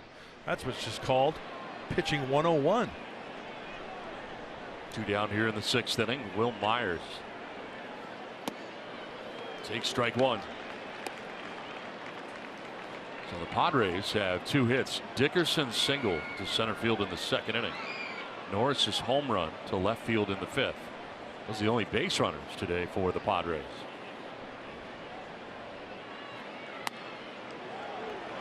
And you get calls like that, it's going to help.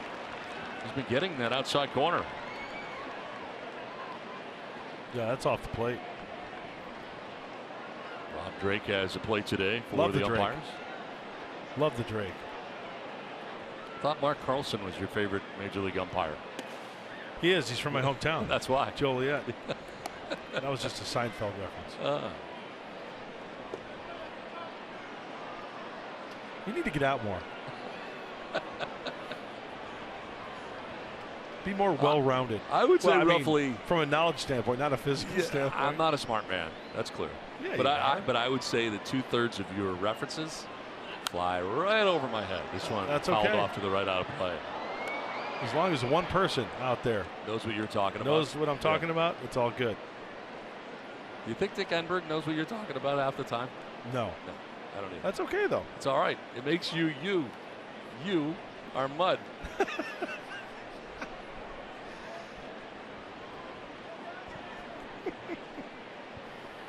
The 1-2 pitch. They'll bounce in outside. 2-2. 4 in a row retired by Maeda, and they're all strikeouts. Okay, now what's Will Myers thinking? Is he thinking, okay, he's going to elevate the fastball? Is he going to toss something up there soft? If I'm Will Myers, I'm thinking. What are you thinking? He's going high fastball here. Okay. I'm gonna go fastball in. I'm thinking fastball in as a hitter. Oh, curveball. See, I messed up. Both wrong. I know. So what kind of swing will he take here? Swing and a miss, strikes him out. 5 strikeouts in a row from Maeda. He's got it going on. He's got 12 Ks on the day. Give the Dodgers, they've got a 3-1 lead.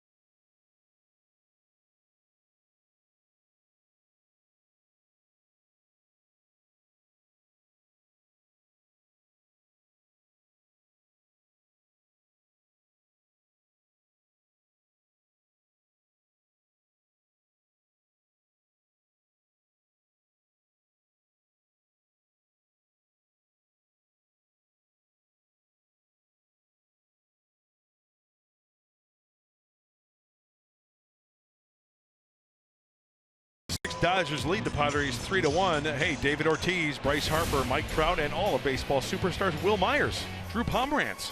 They'll come together for the primetime event that will light up the summer. The MLB All-Star Game from San Diego, Tuesday at 4:30 p.m. Pacific, only on Fox. That's a big glove. That'll get it done. Wow, that's a Brett Butler glove. That's how big of a glove he used to use, that little pest. Really? Yeah. A new pitcher on. The pitching change brought to you by El Cajon Ford. Carlos Villanueva into his 35th game. Takes over for Christian Friedrich, who went the first 5 innings today for the Padres.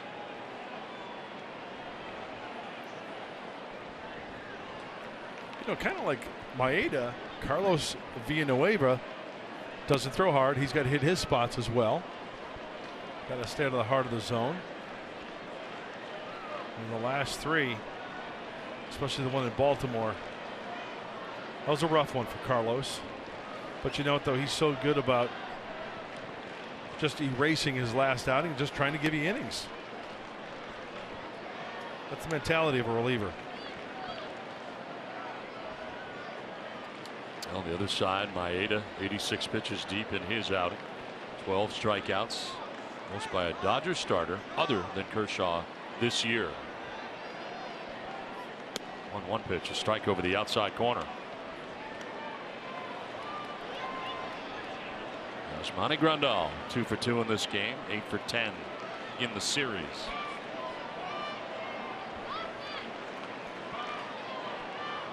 That's unbelievable. 8 for 10. That's softball numbers. But when you look at his overall average, only 214 for the Dodger backstop. And Slight and Maeda scheduled to bat in the inning.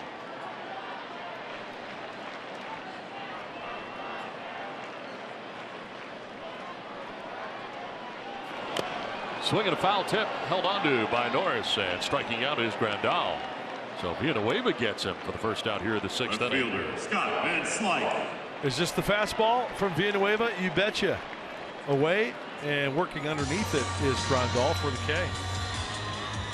First strikeout for Villanueva. 8th K of the day for Padres pitching. 1 out here in the 6th inning. Scott Van Slyke 1 for 2 in the ball game. Single to center field in the 2nd inning. Scored. Takes a hack here. Popped out to the second baseman in the 3rd.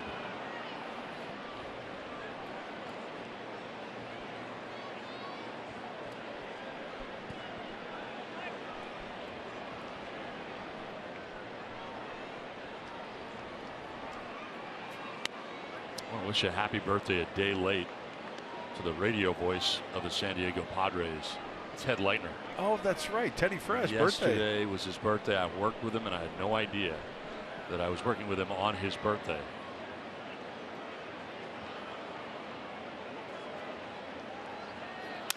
Pitch is lined into center field. Base hit for Scott Van Slyke, a 1-out single. 2nd hit of the day for Van Slyke. So Uncle Teddy, 69 years old. Big fan of Teddy Leitner.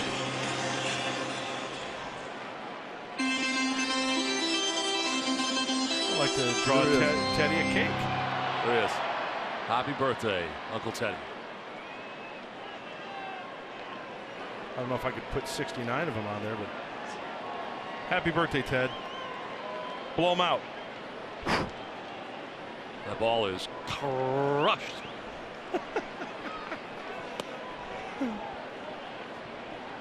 I love Ted. It was a fun couple of days. Yeah. I did the last 5 with Ted. I don't know what this guy does. There goes Dave Marcus. Yeah. Here's Jesse Agler. Yeah. Here's the birthday boy, Teddy. Teddy, happy birthday, Ted. He's got a Dodger dog. That's a shocker. Have another Dodger dog. Dave Marcus the other day says, "Hey, Mud, I lost 10 pounds." I said, "Really?" I said, "Yeah, that's like the Queen Mary losing a suitcase." That's funny. You're usually not, and that's funny. This is in the air to shallow right. And Kemp is there, building the cap high. 2 down. A suitcase. The Titanic. That's funny. 2 down. And Slyke still at first base. Number 47, Howie Kendrick.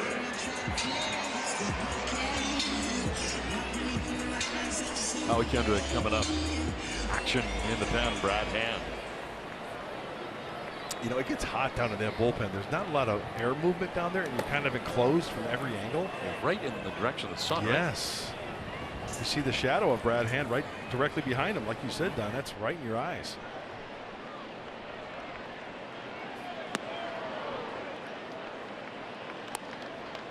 Is that the same construction of the bullpen that it's always been here at Dodger Stadium? Yes. Yep. It's always been there.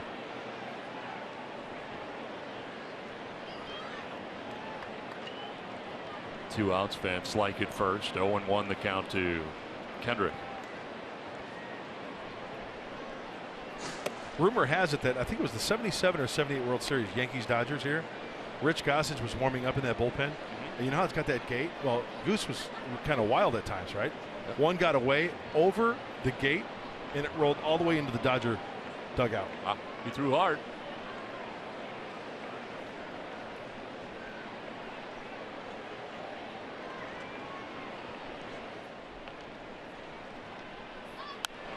Swung on and fouled off to the right out of play. I'll share with you a veteran move right now. In preparation for in-between innings, I'm right now going to put the condiments on my hot dog, so that in between innings, when the inning is over, I can slam this hot dog in less than 90 seconds. Okay, Kobayashi. Call me Joey Chestnut. Coney Island, watch out. So you do it now. So as soon as we go to break, then it's just a feast. Swung fouled off down the right field line. Do you dip your bun in like a cup of water? No. Did you ever see those clowns at Coney Island? Yes, it's disgusting. I find it gross. Don't you? It is gross. Pretty gross. You dip the buns in water so it goes down easier. Yeah. Oh.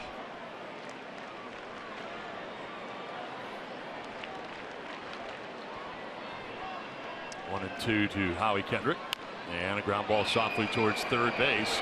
It is a fair ball, and reaching at first to be Kendrick. Solarte first wandered in thinking it may go foul, and then he tried to barehand it, could not. And Kendrick aboard for the third time today. So that last bounce, does it stay true? Because early on I thought Solarte was going to let that one go. That's not the case. We're going to have another pitching change. Let's watch this last bounce. Yeah, that's too close to let go. I think that ball would have went over the bag. So pitching change as the Padres trail in this one 3-1.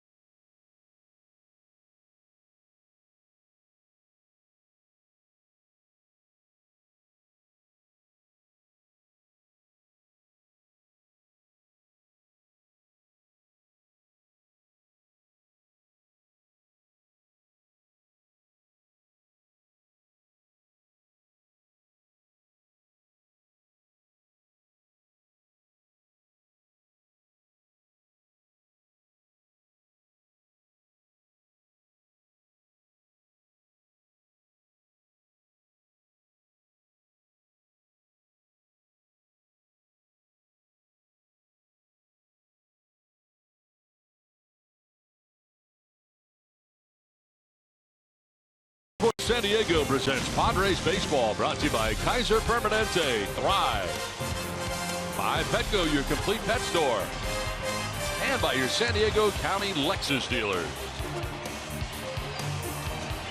Back in Southern California and Los Angeles as the Padres and the Dodgers play the finale of a 4-game weekend series here in LA. Corey Seager facing the new pitcher Brad Hand.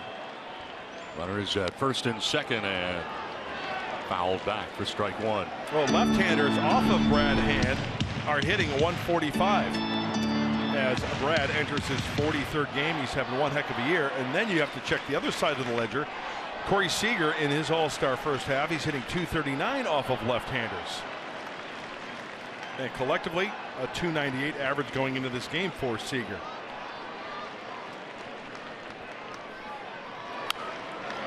So I guess you could say that Brad has single-handedly gotten left-handed hitters out consistently. He's out of hand in it. Two splits for Seager. 239 against lefties. 318 against right-handers. Andy Green going to the lefty and Brad Hand with runners at first and second, 2 down. Dodgers already on top by 2.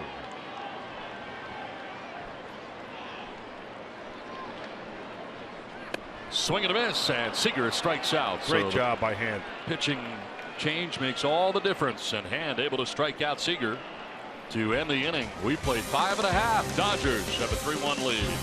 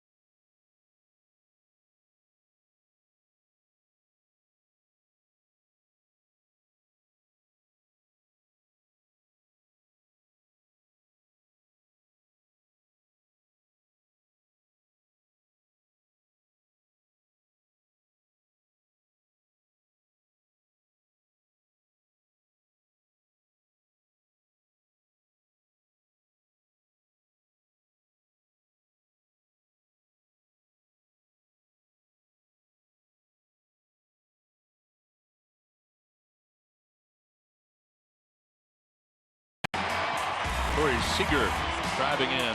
Howie Kendrick with the first run of the game. And Kendrick going to drive in Scott Van Slyke. The Dodgers on top 2-0 after 2 innings. Padres getting their lone run on the home run by Derek Norris. One of only 2 Padre hits on the day against Kenta Maeda. And a home run for Adrian Gonzalez the other way off the top of the wall and gone. 7th home run of the year for Adrian Gonzalez. 3-1. Dodgers have the lead in this Harris game summary. And the numbers from Maeda. You look at him. I will. 2 hits, 6 innings pitched. 1 earned run so far, the home run.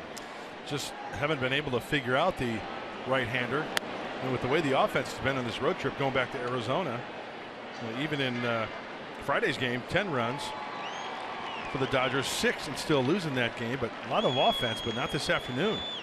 He's off-speeding him to death, and he's throwing quality strikes. Very herky-jerky delivery. Straight back with the foot, and then the hands up top for a pause. And then he goes into his spin move. Watch how tall he stays over the rubber. Stops, and then that little hit with his glove on his leg indicates, okay, it's time to go forward for the delivery. How much of it is deception, you think, that they're having trouble with? You know, I don't think there's a lot of deception with Maeda because he's so deliberate. And it seems like every pitch is the same. So I think with his delivery, it's fair to say a hitter can get into a little rhythm too. It's just how the pitches are ended up at the plate and where they're ending up. The location of his pitches. Look at all 4 of those there on the outside corner. That was 92, but it acts faster the way the hitter is reacting. That's because they're probably thinking of that off-speed stuff in the back of their mind, don't you think? Maybe. That's why I'm asking you. That curveball or that slider. I was asking about the deception because it seems like. Well, deception as far as, pitches, but as far as his delivery, I don't think his delivery, no. I thought you were talking about his delivery in particular. I was. Oh, you were? Yeah. No, I'm confused. That's okay. Whatever he's doing, it's working. Yes, it's working this afternoon. 12 Ks. Kemp has one of those, struck out swinging last time up. And another. Kemp strikes out 13 Ks for Maeda. Wow, this was via the slider. Looks like a fastball, and then that dip down and out of the zone. See, once again, a pitcher has the ability, like Maeda, to throw that around the plate to where it looks like a strike, but then entices the hitter to swing, and then next thing you know, the point of no return, swing and a miss. He has struck out the last 5 Padres he has faced in a row. Schimpf, Ramirez, Wallace, Upton, Myers, and now Kemp. Good curveball right there. Marte swinging so hard the helmet comes off. Seems like he could be getting better as this outing goes along.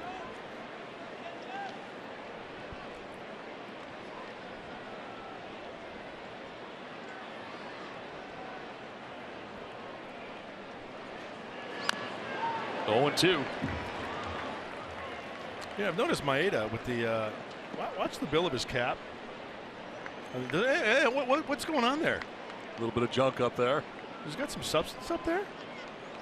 Does appear. Hey. Yeah. Foreign substance. I don't think you could have that on your hat, can you? Got to be a little bit more discreet if you're going to go that route. Is it rosin? I don't know. It could be. It looks like it's almost got rosin and pine tar. That's a problem. 2 Hopper out to second base. Kendrick able to throw him out. 2 down. Time now for the Bill Howell play of the game. And the only blemish on Maeda's resume today, the home run by Derek Norris.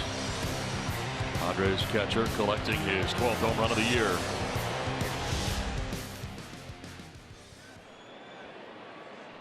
Two down here in the 7th inning. Alex Dickerson at the plate. There is Norris, who homered. You know what? If it's very noticeable too, don't you think somebody would say something about that? You would think so. Kind of success he's had today. 13 strikeouts along the way. But you'd be looking for something, but.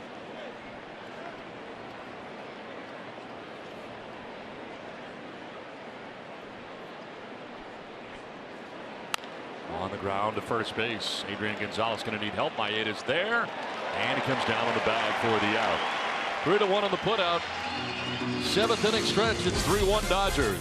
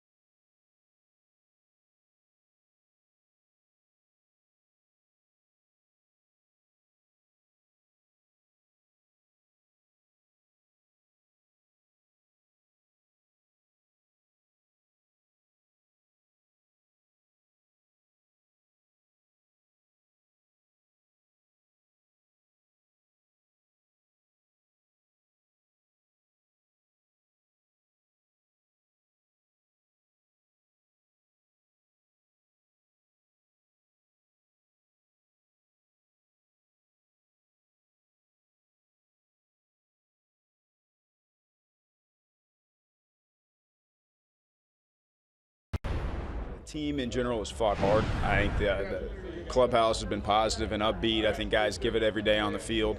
I'd love to see us clean it up a little bit defensively. I think that's where we lost the game yesterday. Luis Perdomo is the story of the first half for me. Like, you see a transformation before your eyes of a guy who pitches on opening day, and it's like way too big of a situation for him.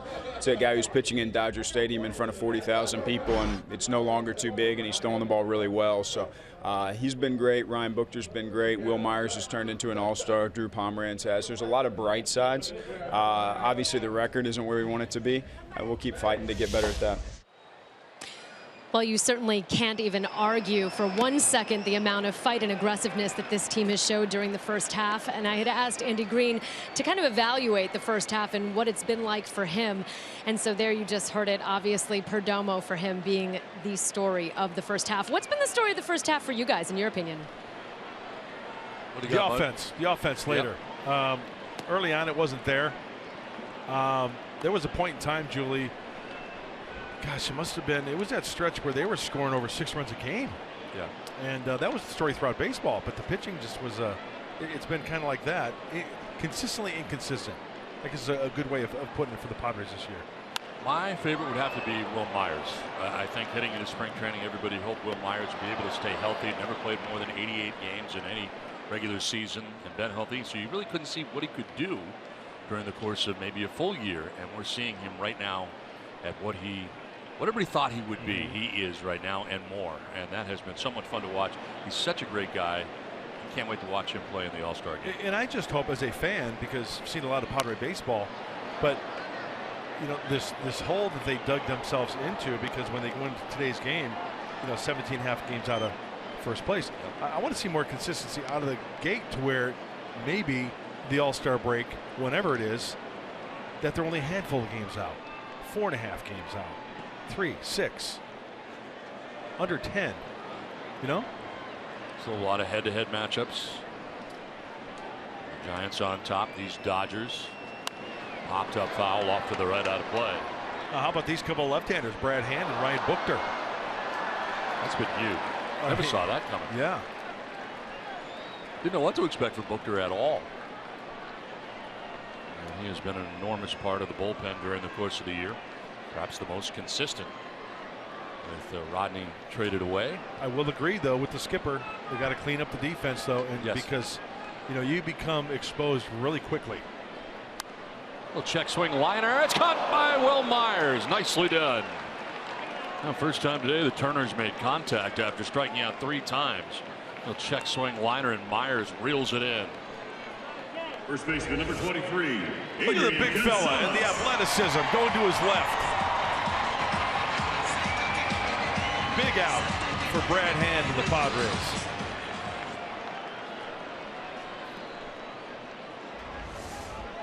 Sweet tea. One out, Adrian Gonzalez standing in.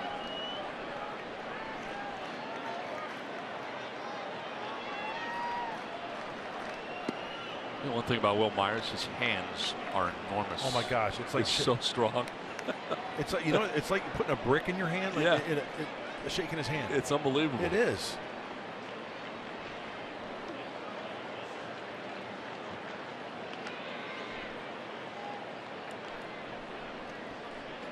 One for three, Gonzalez for the home run his last time up. Fooled on that pitch. Not only big but thick as well. Yes, strong.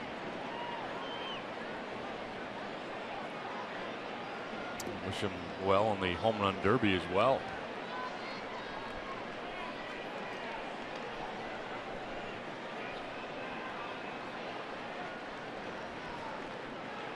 No 2 pitch in the dirt. A lot of pressure in the home run derby. He got his brother throwing to him. And yeah. I think there's more pressure on his brother. Absolutely. Yeah. Feel free to use my binoculars anytime you want. Just reach over and grab them. My stuff is your stuff. The 1-2. Low. Whatever's good for you. Oh, how you doing? They work really well for little sunglasses, don't yeah, I mean, don't they? For binoculars. My first binoculars from Fisher Price. Don't touch my stuff. My stuff. It's Donnie's stuff. It goes over here. Mud stuff is over there. We're gonna have to get like a line or something. We could have like a I mean, like a voting booth. Nothing large. Just something goes down the middle here where you stay on your side and I'll stay on my side. I am very respectful of your side. Touch my. Wrong way. Kind of far away. Sized foul off to the left, out of play.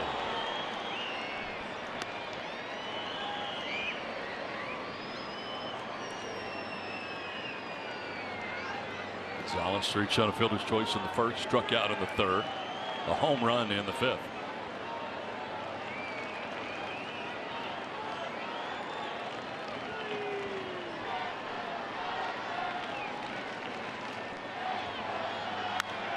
In the air, down the left field line. Dickerson heads over towards the seats, still coming. At the seats, no play. Head off a seat and back to the playing surface. Home run derby bracket. Now it's seeded 1 through 8. And as we take a look at the American League side, Trumbo and Seager, I got to pick Trumbo in that one. Stanton, Cano, I'm going to go Stanton. I'm going to go Myers over Duvall. And I'm going to go, I'm going to go Gonzo over Frazier. Really? Yeah. Even after what you saw from Frazier last year? That's why I'm going Carlos Gonzalez. Okay. Fouled off to the left. We'll do it again. 3-2. Hand throwing hard. And I said this the other day.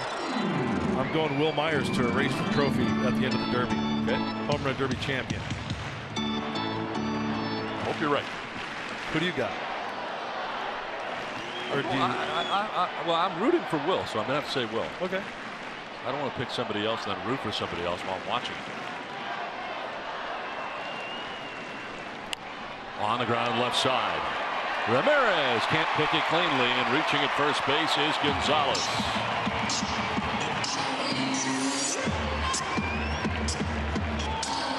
Went a ways, but did get a glove on it. Right fielder number 66, Yasiel Puig. Maybe I'm a little too harsh, but I think that's got to be an error. I think that's an error. They give him a base hit. My only thought is that when he gets there to get it, he's going to have to turn, spin, and then throw to first. But you look do have who's Adrian running. Yeah. That's true. But it was, I think, going to be a very difficult play.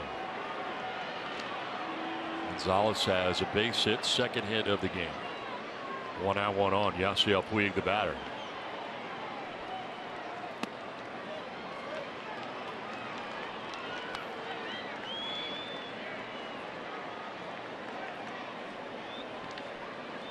Maeda going the first 7 innings in this game, 97 pitches, struck out 13. Only Dodgers starter to go 7 innings other than Kershaw.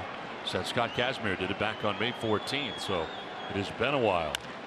Grounder left side, another chance for Ramirez. He goes to second for 1, on to first for 2. That takes care of that. 6-4-3 on the inning-ending double play.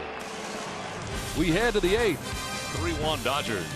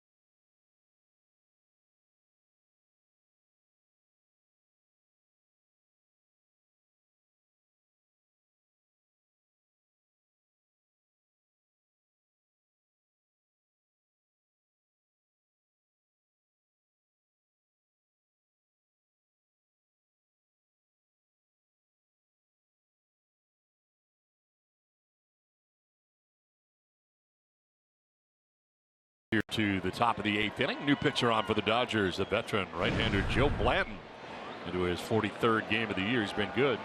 2.14 earned run average, 47 strikeouts in 46 1/3 innings.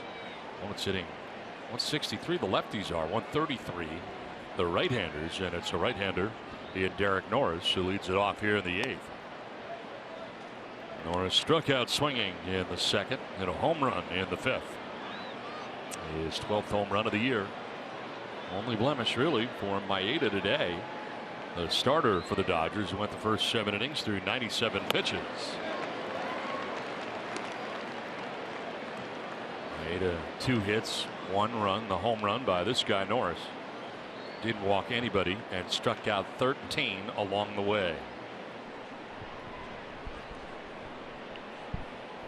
The Padres glad to see someone other than Maeda in this game today. They were really kept off balance all afternoon. Meanwhile, Brandon Maurer forming in the Padres pen. And Joe Blanton has really found his niche in that Dodger bullpen. He's pitched starter. Quite well, yeah. Swing and a miss. Norris strikes out. 14 Dodgers strikeouts. 1 out in the 8th. Now the Futures game going on at Petco Park today, and some of the Padres that are part of the Padres future. Suaje, Margot, and Renfroe today. What they've been able to do as those 3 participating in the Futures game. Margot, of course, and Suaje coming over from Boston as part of the Craig Kimbrell deal. We saw a lot of Renfroe during spring training. And an impressive game also against the Padres in the exhibition game, the final exhibition game before the regular season in El Paso. 1 out for Ryan Schimpf as part of that game. He was on the other side for the Chihuahuas in that exhibition game. Now a Padre, and has 4 major league home runs under his belt First go around in the majors for Ryan Schimpf. Breaking ball, fooled him.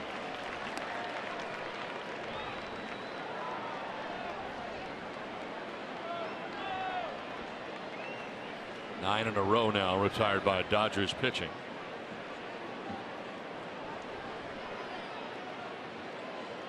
And 20 of the last 21 retired by Dodgers pitching.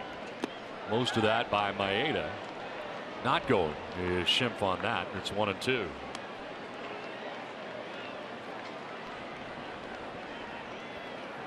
Well, Joe Blanton holding opponents to a 143 average. That ranks second among NL relievers. In his whip, .76. That means fewer than a runner an inning. Softly to Kendrick. 2 down in the 8th. Let's review the keys to the game today. Brought to you by our San Diego County Honda dealers. Well, a break. It opened early. No runs, 1 hit in the first 4 innings. Not good. And take a break after a win. Padres trail by 2 here in the 8th. I think I need a break from the keys to the game. Tired keys. 2 down here in the 8th. Alexei Ramirez 0 for 2 in the game. Grounded out to third in the 3rd. Struck out swinging in the 5th.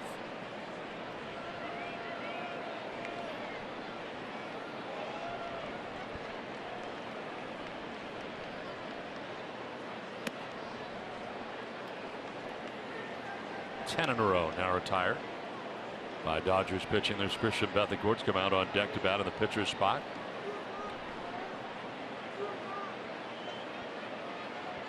He would be hitting for Brad Hand. Lands 1-1. Foul tipped, strike 2. Well,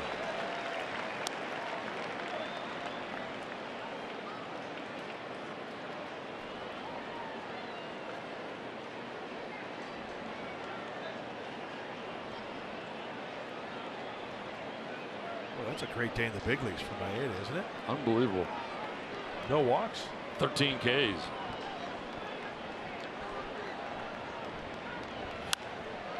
To right, sinking fast. Puig coming in fast, and he'll make the running catch.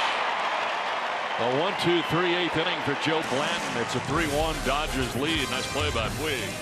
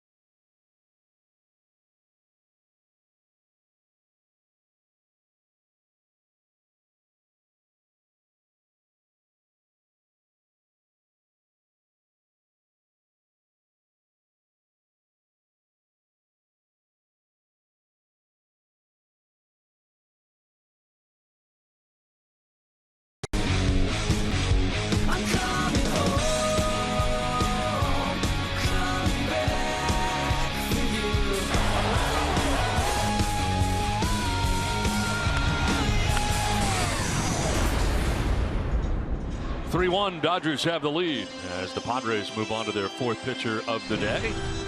That is Brandon Maurer into his 42nd game of the year.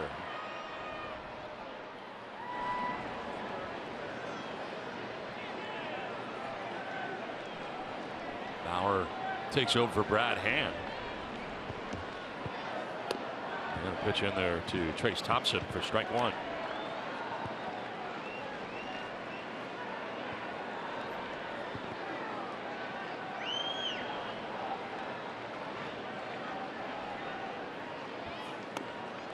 Thompson today has struck out swinging, flied out to left, and fouled out to the catcher.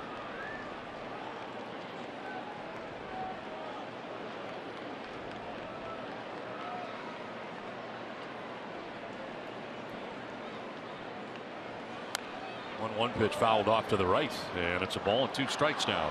Trace Thompson will be followed by Yasmani Grandal and Scott Van Slyke here in the 8th inning.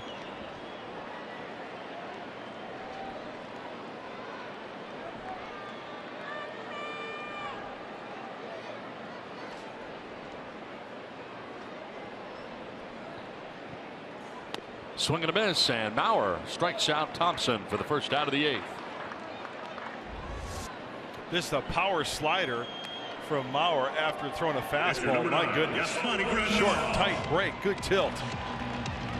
Time now to check out the Cholula flamethrower. 98. Wow. Hot sauce. That is some gas. One down here in the 8th inning. Yasmani Grandal single in the 2nd, single in the 3rd, both going to left. Struck out swinging in the 6th inning and takes strike 1.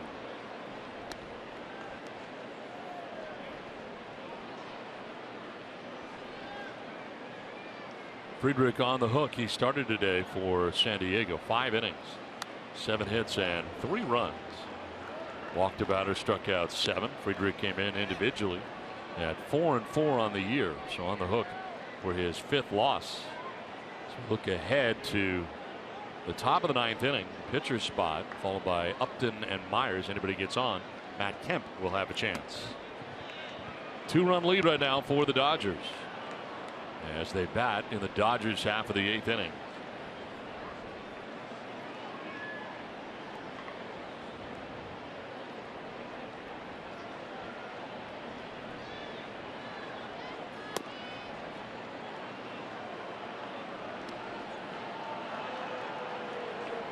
Jansen warming in the pen, as you might imagine. Comes in today. It'd be 3 straight games in which he has worked.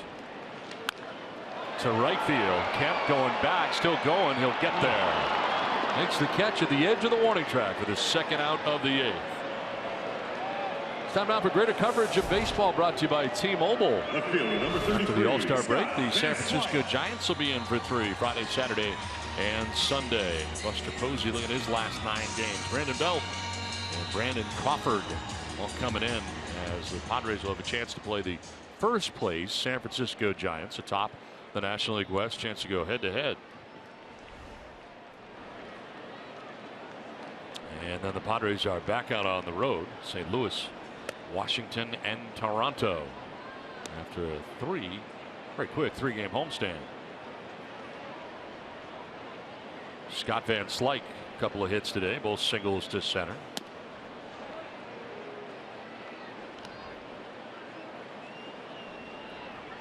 Wrapped around a pop out to second base.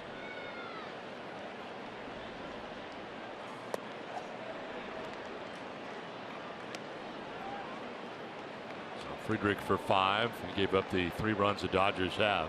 Villanueva 2/3, inning and a 1/3 for Brad Hand, both scoreless relief appearances, and now Maurer. You know, one thing for Brandon Maurer, pounded down the zone, and you know what, he was kind of up and down there early on, wasn't he? But yes. Getting more extended, working on getting more extended out in front, and just that little bit. It might not seem like a lot, but for a power pitcher like a Brandon Maurer, you know, it's going to make that fastball, you're going to get down in the zone, located better, and that slider, like we just saw earlier, it's going to break much better. This copyrighted telecast is presented by the authority of the San Diego Padres and may not be reproduced or retransmitted in any form. The accounts and descriptions of this game may not be disseminated without the express written consent of the San Diego Padres.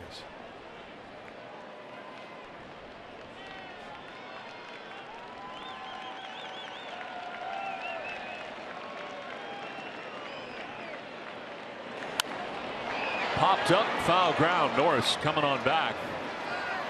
Norris will make the catch. The Padres trail by 2 runs as we head to the 9th. The pitcher spot. Upton Jr., then Will Myers, their all-star. See what happens. Padres trail by 2.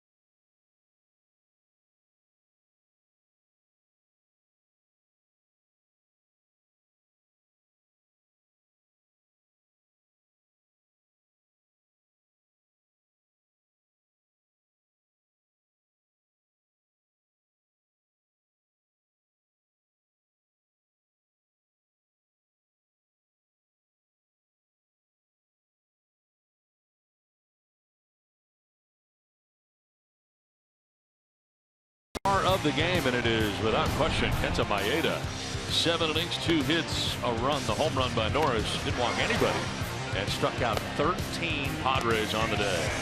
He was staying out of the heart of the plate. He was working the corners in, out, up, and down, flipping the slider when they were expecting the fastball. When they were expecting the fastball, is throwing the slider, just mixing it up very, very nicely. And the Padres just couldn't figure him out. Kenley Jansen into the game. 26 out of 29 in save opportunities on the year with a 1.19 earned run average. Both lefties and righties in the ones. 177, 108 the splits. Travis Jankowski going to lead it off here for Andy Green. Yeah, that's the one thing that really sticks out of those splits. He's got that fastball, that cut fastball that will dart into the left-handed hitters like Jankowski. You got to get that bat started early so you don't get jammed. 3-1 Dodgers. Into the 9th we go.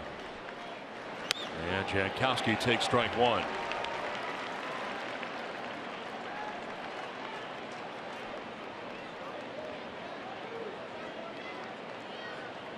Kenley Jansen be heading to his first All-Star game representing the Dodgers.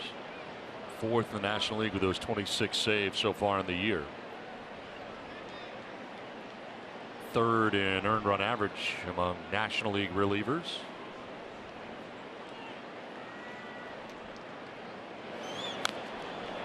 And ahead of Jankowski, 0-2.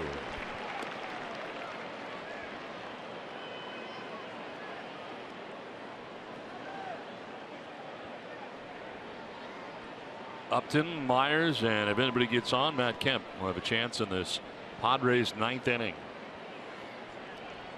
Wrapping up the 4th and final game of the 4-game series here at Dodger Stadium. Foul back, staying alive, and getting a piece of that 94-mile-an-hour fastball is Travis Jankowski.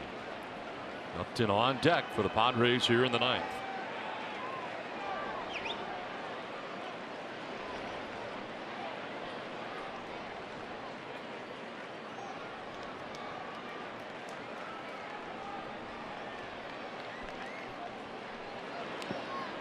Bounce in. Slider from Jansen, former catcher. you picture Kenley Jansen strapping on the gear and getting behind home plate? No. That is a big target. Yeah.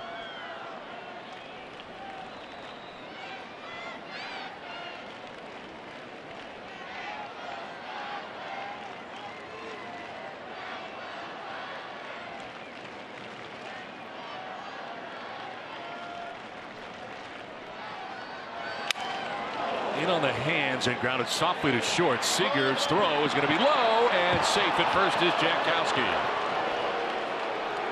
That changed direction on Seager, all kinds of spin, and by the time he get rid of it, Jankowski at great speed, able to, I think, beat it out anyway. This is what a cutter will do. It'll get in your kitchen. Well, you're exactly right. Did you see that ball check up? That ball checked up. That is not an easy play for Seager. And the pick over at first base, I think he beat it out. Seager could not get as much on that throw as he would have liked. Safe. And Jankowski with a good speed on, tying run coming to the plate here for the Padres in the 9th inning. Melvin Upton Jr. 0 for 3. All that was against Maeda. Go to first, and Jankowski back to the bag.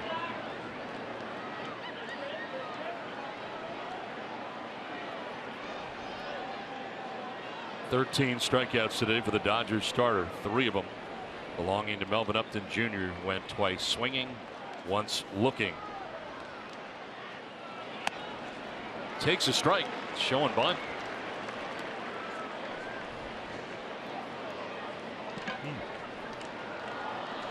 Success against Jansen in the past. Well, hopefully that was just for show.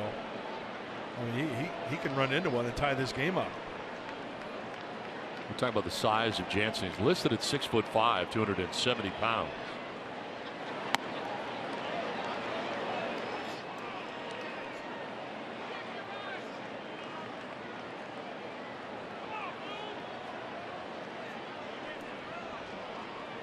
Jansen from Curacao. Jankowski at first base. Nobody out. Padres 9th inning.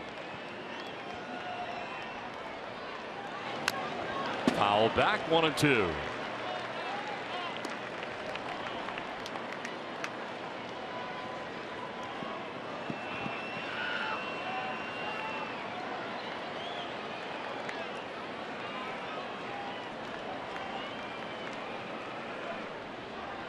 So Adrian Gonzalez holding on the speedster Jankowski. His run does not mean much. Padres need 2 to tie here in the 9th. 1-2. Line foul, staying alive, chasing that fastball at 95. Now the cutter away to the righty. Tried to avoid the sweet spot off the end of the bat. Unlike a lefty like Jankowski, who got jammed. Snapped that shillelagh. Want to make sure and stay with us after the ball game. Padres live post game. Here from Andy Green following the game. Mike Pomerantz, Mark Sweeney. Dodger defense in the outfield. Way back. No doubles defense. Just away. See how far back Thompson is playing in center field. And Puig. Looks like Van Slyke a little bit more on the shallow side. Still though playing rather deep.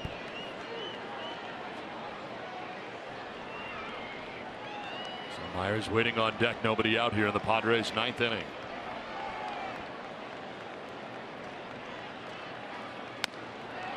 Away again.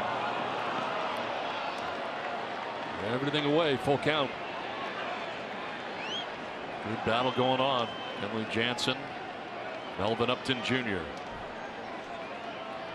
Nobody out. 9th inning.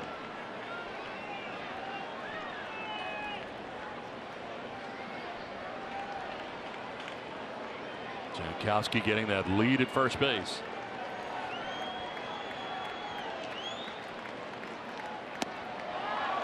Ball 4. First 2 have reached for the Padres here in the 9th inning against Jansen. Well, what a great plate appearance by Melvin Upton Jr. passing it on to Will Myers. So we know that he's got the fastball, the cutter, and the slider. So trying to peck away to Melvin Upton Jr. keeping it away. Boy, that was one he really could have driven. But what's the consistency here? Outer half of the plate and a good eye by Melvin Upton Jr. drawing that walk and leaving it up to the All-Star here with nobody out and 2 runners on. Padres so glad to see someone other than Kenta Maeda today, even if it is Kenley Jansen. 2 for 4, a couple of hits against Jansen from Myers in his career.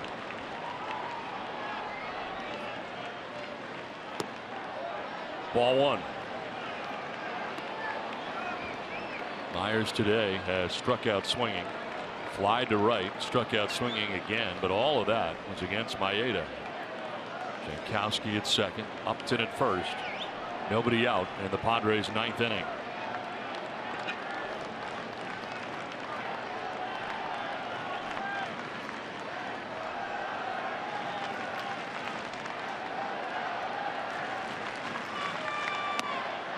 That's a strike right at the bottom of the zone. I'll tell you what, even with the doubles defense, Melvin Upton Jr. on first base, if Will Myers splits that gap, he most likely scores from first and ties this one up. I mean, any ball hit possibly this way.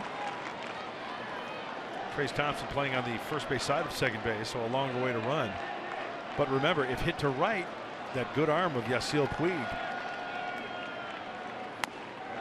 Outside corner, Myers doesn't like it.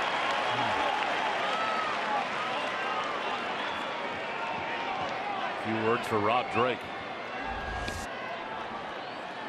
That's a cut fastball. You know, according to Fox, it looked like it had the corner. But you know, though, I will say this. I like the way, if Will didn't like it, he kind of gave him an earful and then stopped it, cut it off. Back to business. Swing and a miss. Myers strikes out. First out of the 9th inning.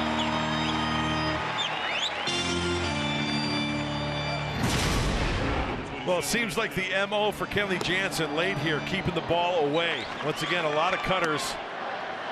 And the one pitch that he didn't like was there. It looked like he caught the corner. He gave him an earful, okay? And you know what? You got to tip your cap also to Rob Drake, because he let Will vent a little bit. Didn't have the short wick, didn't get back in his face. You know, Will still had one more strike to work with, and he goes down swinging. First out of the 9th, and it gives Matt Kemp a chance. Former Dodger in on the right side. 0-for-3 today. He's flied out to right, struck out twice.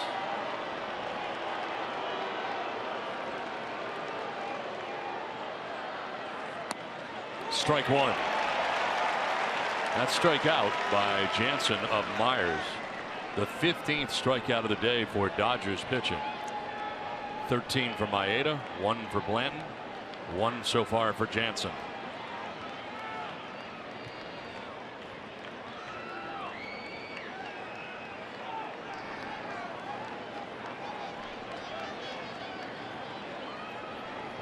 (17) total pitches for the Dodgers closer, for 1 out here so far in the 9th. Tying run at first base for the Padres.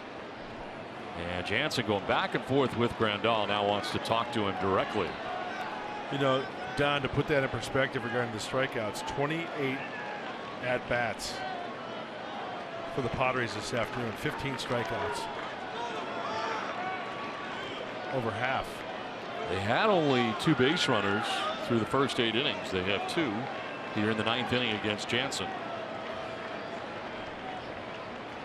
I'll tell you what, it just takes one swing to make a difference in this one right here. Runner going at second. Kemp fouls it back. Jankowski had taken off, did so alone because Upton was not going anywhere at first. He's got good speed too. Definitely speed on the base paths, and that time Jankowski taken off.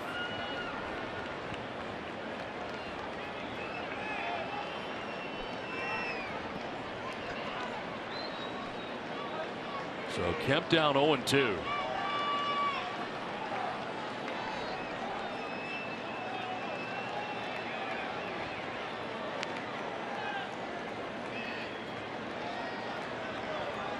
And again, they'll meet. Well, you know what? I have no problem with that. You want to be on the same page. I mean, you get a second, third situation here. The force play is off. Tying run is at second base. If you get crossed up, you want to be on the same page as your catcher.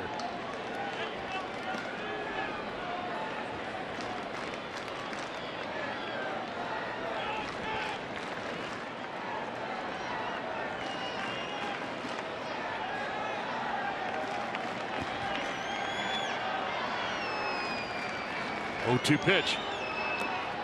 Down low, and it's a ball and 2 strikes. Inning started. Pinch hitter Travis Jankowski batting in the pitcher's spot with an infield hit to short. Melvin Upton with a walk, first 2 reach before Myers struck out. He went swinging, and now Matt Kemp battling Jansen down on the count 1-2.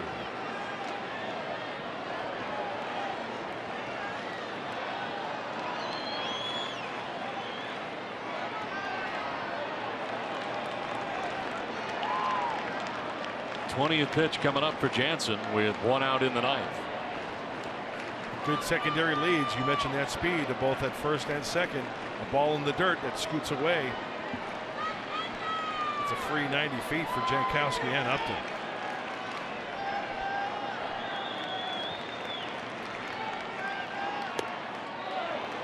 .95 and off the mark, 2-2.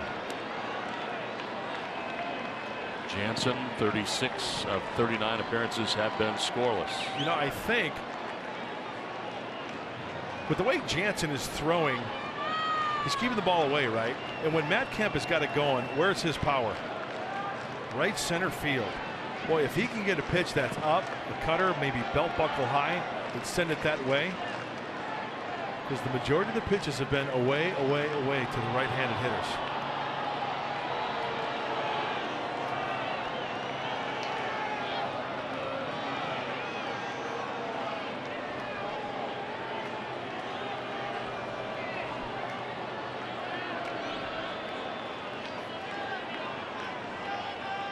One out, first and second.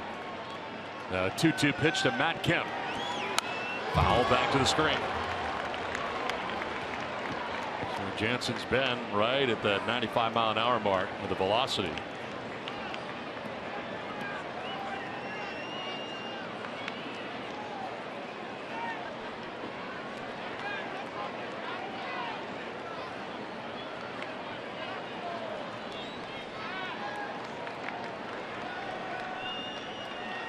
Shaking off a few signs from his catcher Grandal. 2-2. Fouled off again. Battle continues.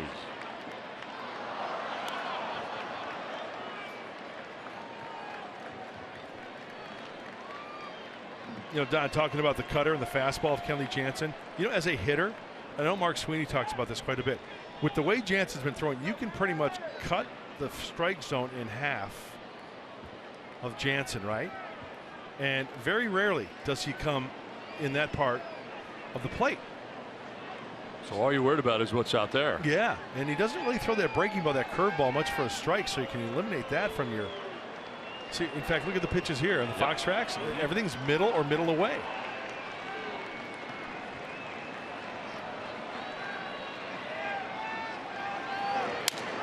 Line down the left field line, a foul ball.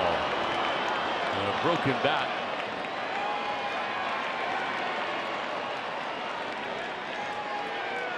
That's what's left of the bat, the handle, and Kemp will go get a new one. It was fractured.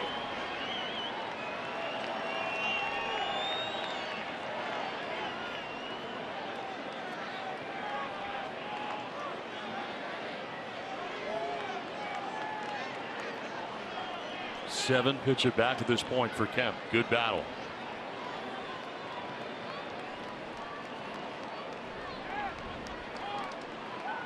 Jansen with 26 saves on the year, a 1.19 earned run average coming in.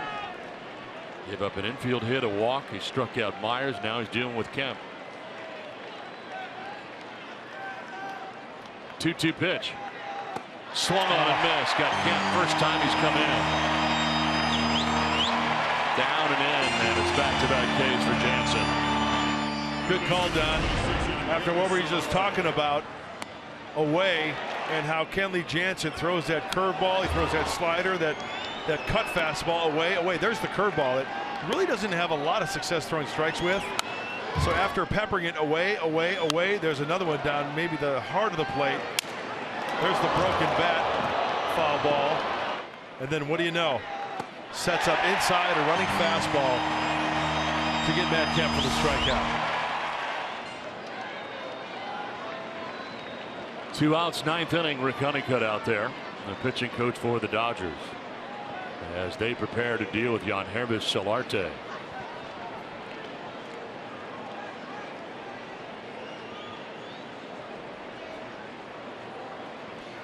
You know, there's nothing wrong with a refresher course when you've got a big time situation going on here, high leverage situation from your pitching coach and your catcher, just so you're on the same page. Alex Dickerson waiting on deck. Solarte's time right now, 0-for-3 in the game with 2 outs in the 9th. Solarte is grounded out, flied out, grounded out again. Jankowski at second, tying run, and Upton at first.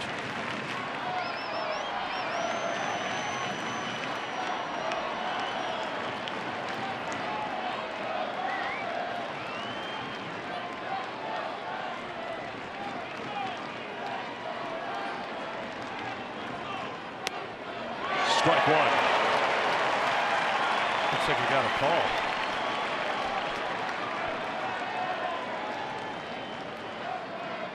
Solarte with 8 home runs on the year. A taxing, stressful inning for Jansen. He's now thrown 25 9th inning pitches.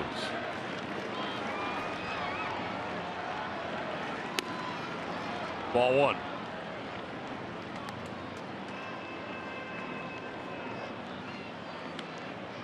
Jansen, who's not allowed to run in his last 13 games, and 13 in a 3rd innings pitched. Last run he gave up. You got to go back to June 14th. Gave up a run on 2 hits. 1-1 pitch. 1-2. Fastball, and it was up. This Dodger Stadium crowd is up.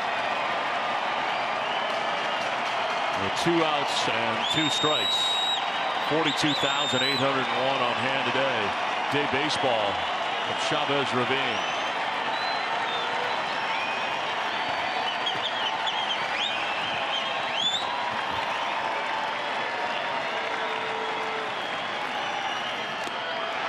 Swing and a foul tip.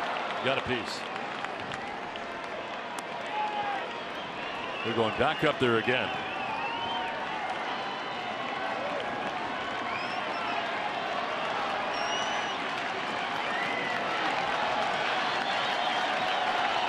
Jankowski at second, Upton at first, 2 down. Padres trail by 2.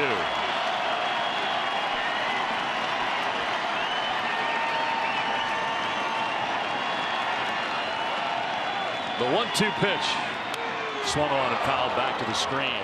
Again, Jankowski was running.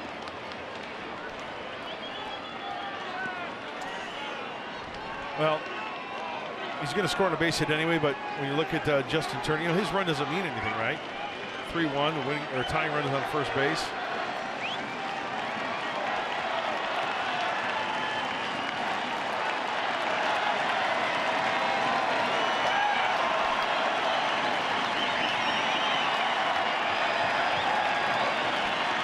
Jansen with a 1-2 pitch. Solarte lifts it in the air to left on the move. Van Slyke still going, still going. He'll get there. Ball game. Van Slyke makes the catch in left. The Padres strand a pair, and the Dodgers able to hand the Padres a 3-1 loss today in the finale of the 4-game series and the finale of the unofficial first half of the season. To the All-Star break we go, and to Padres Live we go. Mike Pomerantz, what's in store?